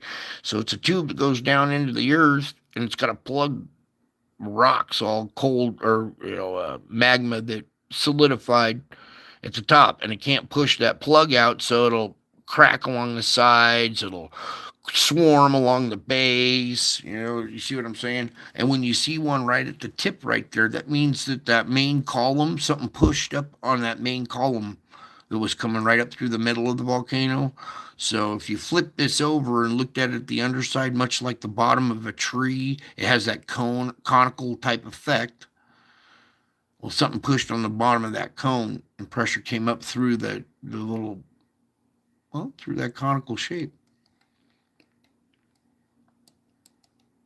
Okay, but that's it. Just at Hawaii. Okay, SO2 emissions here and there, keeping pressure down in that region.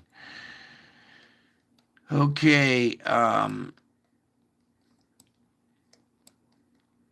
very quiet right there. Too quiet. We saw fives and stuff starting to happen here not too long ago. Remember, everybody started to freak out. Oh my God, it's going to be the big one, whatever, because we were starting to see activity. But that activity was good. It wasn't too high of a magnitude, and it was relieving pressure. But whatever is starting to occur here now is jamming up that outer fracture zone of the Juan de Fuca, causing the inside fracture zone of the Juan de Fuca to rupture, and now having either lava emissions, hot water emissions. It's lubricating that fracture. Okay, it's going to give. These are thrust fault. So one fault goes under another. Well, pressure pushes up, and one's going to flip out from underneath another. The quake that this could produce would just be, it could probably devastate our country. I hate to say that. But it would devastate the economies of all these states. Everybody would have to move that way or whatever. Everybody pray for this region. Pray for all these people to come to the light so this can stop. Okay? This is a spiritual event that's happening here. Okay, these places they're targets. You could see they're being lit up. If only the people knew it was because of their iniquity in these areas, their sins, that it's causing this. All right, they could turn from their ways. I would hear from heaven, and I could heal this. We could change this. Okay, enough looking at that. Let's get on. Let's do our volcano report and move on and get to the spiritual report, because y'all need some of that. Huh. Why don't you guys just tell me? Quit doing all the earthquake stuff and just get right to the good stuff.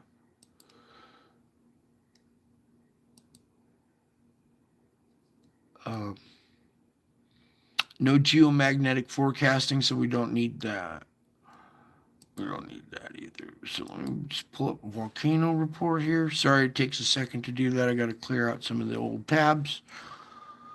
Old Bessie here, secondhand computer. And 34 and 31 make 65? Oh my goodness, 65 active or erupting volcanoes. 7 years ago, when all this started happening to me, if I'd have told you 7 years from now there'd be 65 active volcanoes, you would have just laughed. And looked at me and said, dude, you're insane. You're crazy. Well, here we are. 7 years later, 65 volcanoes, and yes, I'm even crazier about you. Okay, here we go. August 23rd already. Look at, is this red to orange lava flow from the fissure where? Arubis. Reykjanes Peninsula? Possibly. Sungay White Island? Nope, that's part of this. Anyway, yeah, you're going to get used to seeing this happening around the world. We don't get on the ball. Svarensky in the Reykjanes Peninsula, the eruption goes on. The fountaining continues along the eruptive fissure. Say what? We have fountains going off in Iceland? Well, well, well. Look at that. Remember I was telling you cracks in the Earth's surface? That's a crack.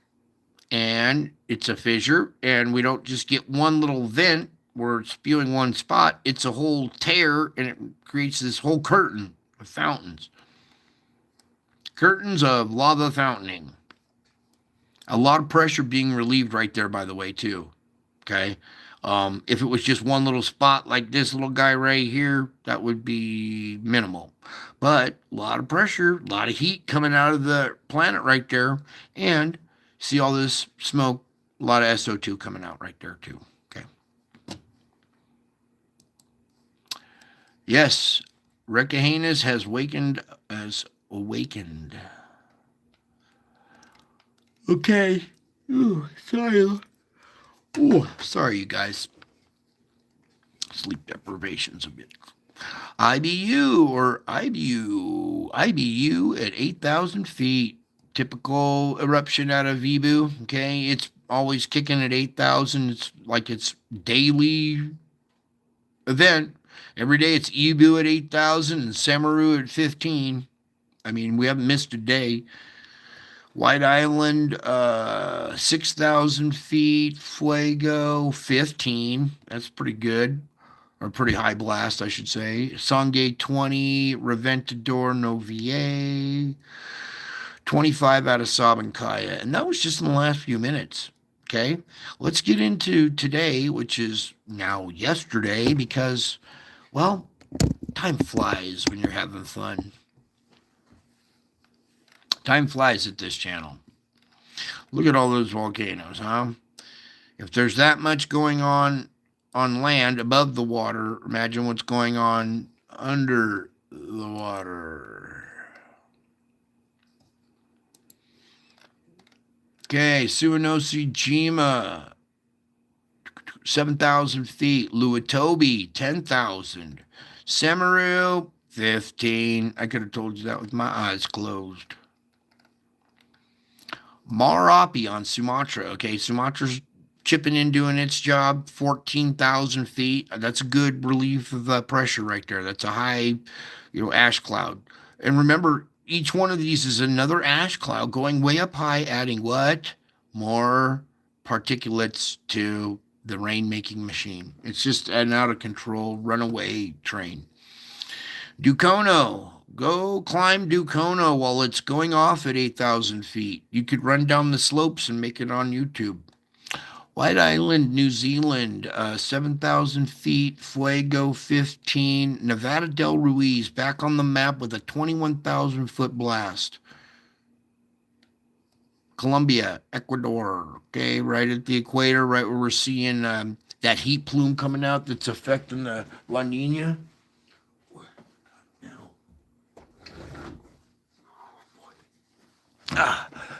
So we got the right next here at Colombia, 21,000 feet. A lot of pressure being delivered out of that thing right there. Songay, 19, and Reventador, Ecuador again. Okay, 15,000 feet. That's Ecuador. This is Colombia, but it's next to the equator. It's pretty close to the equator. So both of these right around the equator are pretty high, 21 and 15. Sabancaya in Peru, it's always going off, okay? No thing today, though. Okay, no lists. You don't want to look at those lists anyways. Those lists will just kind of desensitize you to thinking this is just regular activity. 65 volcanoes on the surface. Double that for the ocean floor is 130. Add the 65 back onto the 130 for a grand total of 195 volcanoes going off. The 65 above ground are putting out lots of ash that mix with the water in the air, causing chaos in our weather. And by the way, your weather is being controlled by the spiritual realm. And what I have witnessed is man's technology, NextRad radar, trying to fight back and like diminish the impact of storms. Everybody thinks they're enhancing the storm. No, no, no, no. The storm is running out of control, and they're trying to like deaden it. The weather warfare is, I guess, spiritual warfare type thing going on. So very unpredictable. We're gonna go three days in is your most accurate, and anything after that's no good. Well, is very subject to change. Let's just say severe weather right here, coming in Nebraska a little bit. Currently nighttime, diminishing in the morning. There's noon the 23rd. Convection. Nighttime. A little bit severe weather coming onto the coast of California. We haven't had weather make it into this part of the country in a while now. So this new heat signature setup and air pattern flow resulting is starting to let some weather come into the west coast here a little bit. There's the morning of the 24th. Come on.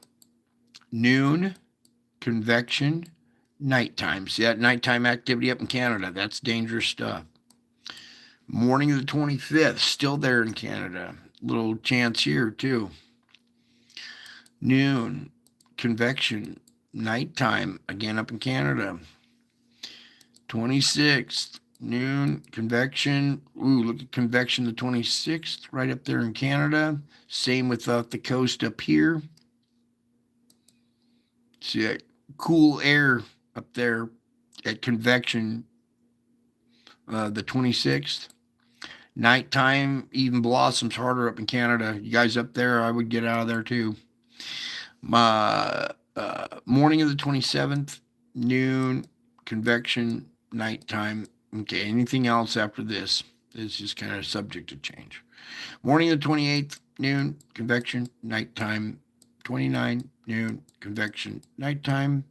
30, noon, convection, nighttime. 40, noon.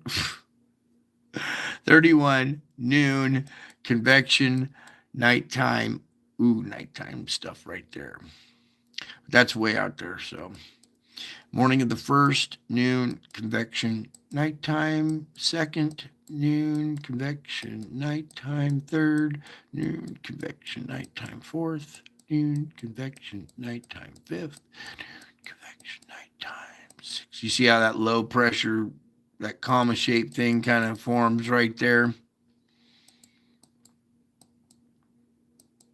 And then really gets intense back in the little pockets, and then throws a fastball right at Long Island right there, morning of the 6th.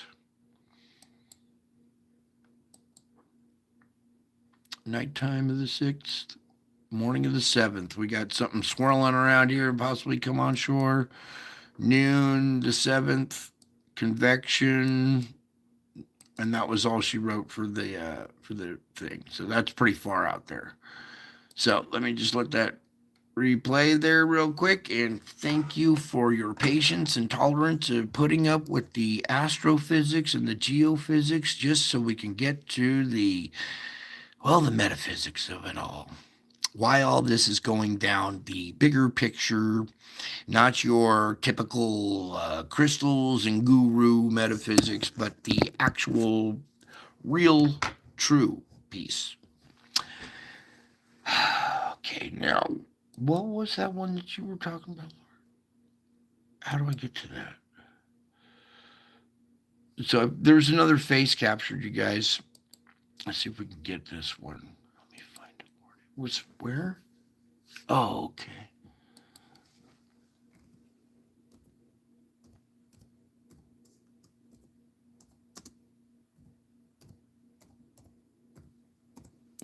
Dang. I think it's this channel here. World of Signs. These guys are awesome. Come over and give them a like sometime.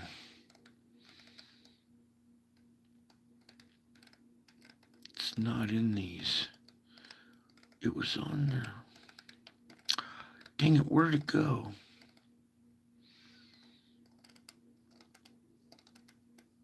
Maybe it's on the shorts. They had one of their little thumbnails here. Where did it go? Maybe it's not this channel. Somebody captured another face, and I'm trying to find where it went. Oh, darn it. Well, we'll just come over to my channel in the meantime, pull up some other images. You got to come over and check out their channel. They do a really good job. All kinds of great captures people send in there. So, okay, we're with our regular group of 20 right now, so we'll just get into it. We don't really need more explanations. You guys have figured me out.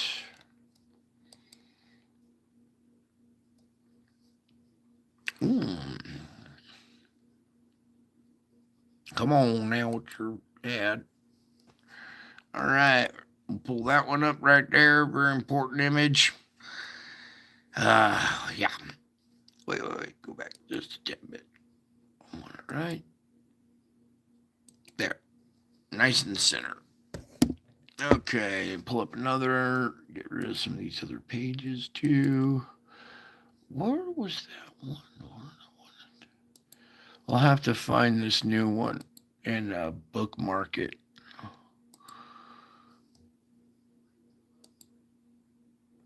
Okay, pop this up, please, and get rid of that. All right, so just a few images. We'll get right to the reading. Okay. As well as. Oh, stop with you guys.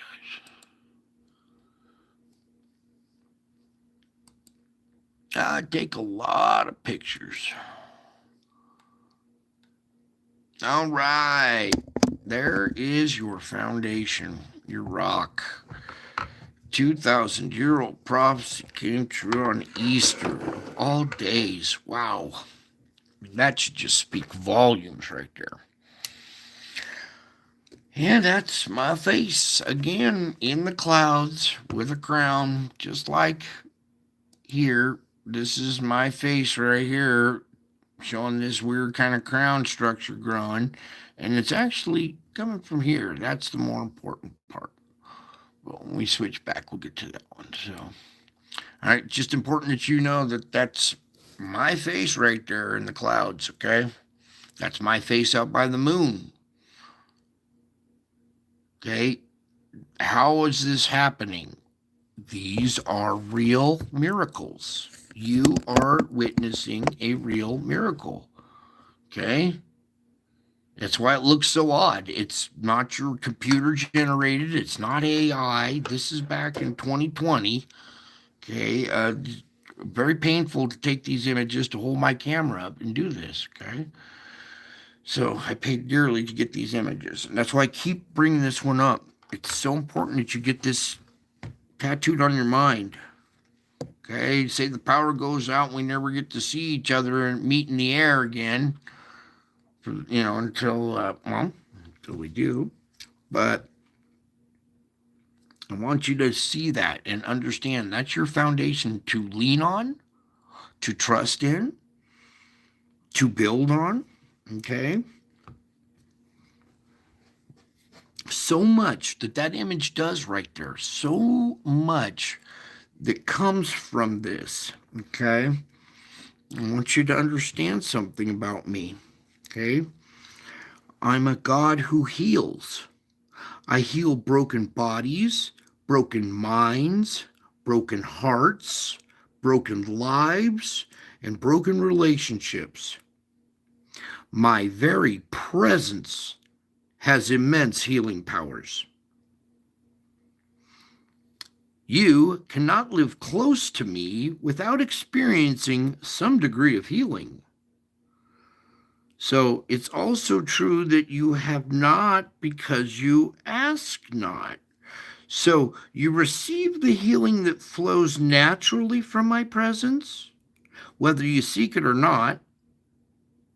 But there's more, much more. much more available to those who ask. Okay, you got to pray and ask. Proposition. Okay. The first step in receiving healing is to live ever so close to me. Okay, we're practicing the art of salvation. We're doing our work and we're bringing that into other people's lives. That is, and then you're shining my light into other people's lives. Well, that is that's the healing that's the much more that you have. Hang on, let me say this again. It's practicing that art and salvaging your day, refusing to be depressed. Okay, that's living close to me. Working your salvage work each day, recuperating, and then shining into other lives. That's how you live close to me. Okay, so the first step in healing is to live close to me. So if you start living that way, you'll start getting those healing benefits. The benefits of this practice are too numerous to list. So as you grow more and more intimate with me, I reveal my will to you more directly. When the time is right, I prompt you to ask for healing of some brokenness, either in you or in another person. And you guys have been prompted. You guys are already doing that. Well done. Well done. You guys are actually trying this. And I hear it when you're praying for others. And when the time is right, I prompt you to ask for healing of some brokenness in you or another person. You feel this little prompt, and then you respond. And many of you have prayed for another person. I hear it all. I hear a lot from you guys now. It's a lot better. What else do I got for you guys here? So after prompting, okay, yeah. So when you prompt, when the time is right, I prompt you to ask for healing, and then the healing may be instantaneous or it may be a process. Usually it's the process, okay? But that's up to me. Your part is to trust me fully and to thank me for the restoration that has begun. Okay, we have started some restoration. We are restoring you. I'm in the salvage business. I take old broken things and I restore them. It's restoration. Okay. And your part is to trust me fully and to thank me for the restoration that has begun. You guys are right now in that process. Your restoration has begun, huh? So when you recognize that your restoration has begun, give me a simple thanks. Your part is to fully trust me and just to thank me every once in a while, right? I rarely heal all the brokenness in a person's life. Okay, it's important for you guys to understand. You're praying for healing that shows your compassion. It doesn't necessarily mean that I heal that person. That person has their own things that they have to overcome. So sometimes prayers are answered, but they're not answered the way you like them. So it's important for everybody to understand that I rarely, very rarely, do I heal all of the brokenness in a person's life. Okay. There's always some kind of brokenness. There's always something to overcome. Very rarely do I heal all of it. I want you to continue to mature and grow. Okay. Nonetheless, much healing is available to those whose lives are intimately interwoven with mine. So ask and you will receive.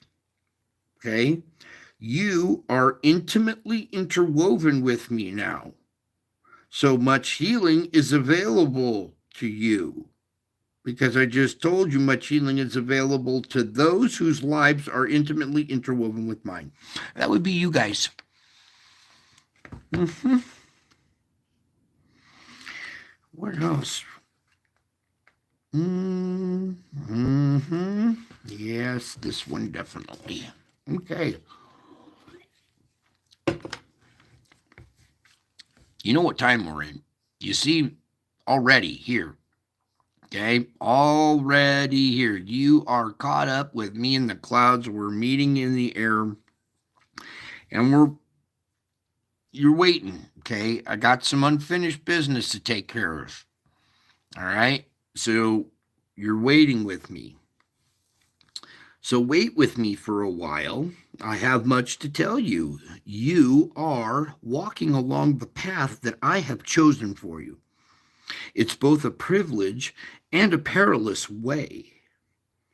Experiencing my glorious presence and heralding that reality to others can be perilous. I know all too well. So I understand, and that you guys need to understand it's a privilege, but it's perilous.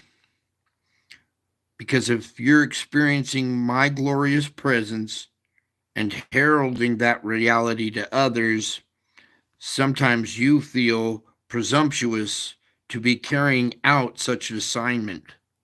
Huh. I know. I had to do that when I gave up all my entire life. So I know sometimes you feel presumptuous to be, well, sharing this channel. Even going referring people to this channel. And you're like, oh, they'll like the first part, but then it will get to this part, and And I know you feel presumptuous to be carrying out this assignment, but do not worry about what other people think of you. Imagine if I worried about what other people would think, and I never showed you this. Ooh, that would have been terrible. Okay, but don't worry about what other people think of you. The work I am doing in you is hidden at first, but eventually blossoms will burst forth and abundant fruit will be born. You guys are already bearing fruit. Your daily salvations, it's just fruit after fruit after fruit. Refusing to get angry, depressed, and fighting back and salvaging your day is the secret, okay? And that's the fruit. And you understand when your day is better and you're like, hey, thank you. I prayed, I took a minute, regained my composure, and my day went along fine. When that happened, that's a victory. That's the fruit that you're starting to bear. Okay? And whatever you do, keep bearing fruit and don't worry about what other people think of you, because the work I am doing in you is hidden at first. They don't see your fruit, but I do. Okay? Eventually, blossoms will burst forth and abundant fruit is born. So stay on the path of life with me. Trust me wholeheartedly, letting my spirit fill you with joy and peace. I say again, let my spirit fill you with joy and peace. What was no, I don't. We already covered that stuff. Yeah. Um. Oh, this. You want me to tell them that one? Oh, okay. Again, I know some of the people are worrying about your loved ones out there. Okay. Let go. Entrust your loved ones to me. Release them into my protective care. They are much safer with me than they are in your clinging hands.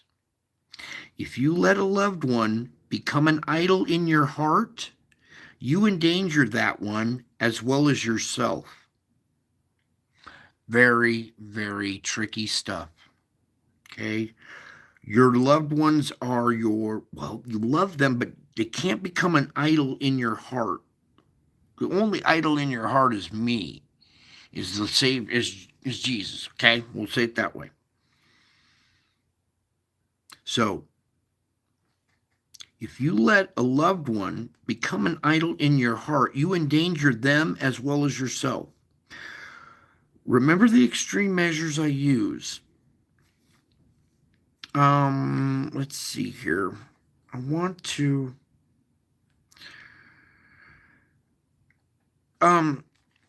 when you release loved ones to me, you are free to cling to my hand. So as you entrust others into my care, I am free to shower blessings on them. Okay, you got to release them into my care for them to get the blessings. You're blocking that process sometimes.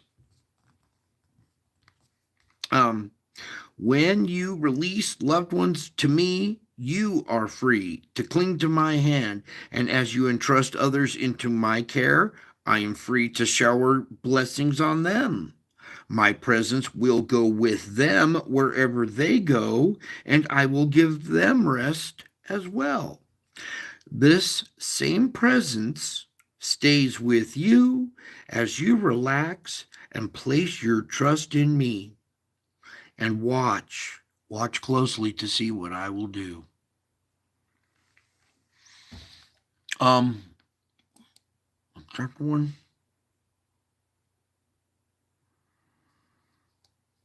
No, you want me to get to that. No, to this. All right, we're gonna close with this one right here.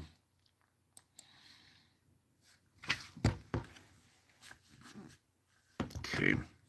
Yeah, entrust your loved ones to me. Okay, they don't belong to you. They're my children. You're a member of their family, though. Okay, they're brothers and sisters to you, kind of. Your children and your family members.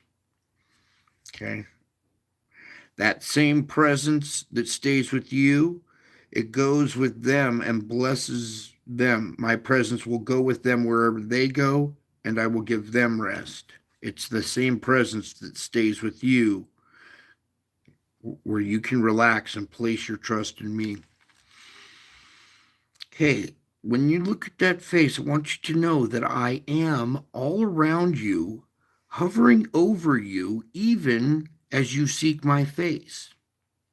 I am nearer than you dare believe, closer than the air you breathe. And if my children can only recognize my presence, they would never feel lonely again. I repeat, if my children could only recognize my presence, they would never feel lonely again. I know every thought before you think it, every word before you speak it. My presence impinges on your innermost being. Can you see the absurdity of trying to hide anything from me? You can easily deceive other people and even yourself, but I read you like an open, large print book. Deep within themselves, most people have some awareness of my intimate presence, and many people run from me and vehemently deny my existence because my closeness terrifies them. Not you. You guys are still sitting here. That's a definite sign that you're my children. Okay, deep within, most people have some awareness of my presence, but many people run from me and they deny my existence because my closeness terrifies them. But my own children have nothing to fear, for I have cleansed them by my blood and clothed them in my righteousness. So be blessed, my intimate nearness. Since I live in you, let me also live through you, shining my light into the darkness. Okay? Since I live in you, let me also live through you. Okay? I want to experience things through you. Okay? When you're out there doing something that's just boring, it's boring. Quit worrying about the rest of the world, the darkness. Go out and live life. Okay? Let me live through you. It's hard to be joyful when I'm living through half the population that's depressed. So if I'm living through a bunch of depressed people, I don't feel too good. Okay, so that's why you got to be my light shining into the darkness, because I live through you and I feel those feelings. I feel those sensations. I don't want to be depressed. I don't want to be angry and murderous. But these people, I live through them. And some people choose darkness, and that hurts my feeling. It hurts. And since I live in you, let me also live through you, shining my light into that darkness. Does my closeness terrify you? No, you feel comforted. The rest of the world's terrified. They look up at the moon, they see this, and they know that I'm here. They're like, oh, they're terrified. They all think they're going to die, right? But deep within, most people have awareness of my presence. So ask yourself deep within. If you got any questions, ask the Holy Spirit, ask deep within, and you'll find that this is my intimate presence. We're building a wonderful relationship while people are running from me and terrified. But you guys have nothing to fear. I've cleansed you with my blood and clothed you in my righteousness. You are practicing the art of salvation as we speak. You are going through each day, taking it on as a warrior and not going down. You stumble, but you get back up. You brush yourself off. You're like, thank you, Lord. Oh, just try to make it a better day. And then something else knocks you down. You're like, that's okay, Lord. I'm going to recover from that. Okay, today I had a very interesting thing where four-wheeling with my son out in the desert, and he loses a drive pin out in the desert. And this is the tiniest little pin. I mean, it's like a sewing needle size. And out in the desert, we're not going to find this, but we did find it.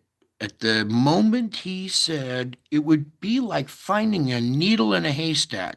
The moment he said needle in a haystack, I found it in the dirt. And I had prayed, Lord, lead me to this drive pin. We need it. We need it to get out of the desert. We're going to be stuck here without this pin. Lord, I ask you, lead me to this pin. And answered prayer. I found the needle in the haystack. And it happens. It's real. It works. Put your faith in it, and you will be rewarded. You're already rewarded. You're already getting glimpses of your victory. You guys are tasting victory already in your achievements on a daily basis. I'm just so thankful that some of you guys gave this a shot and gave it a try, and you're seeing results. Okay.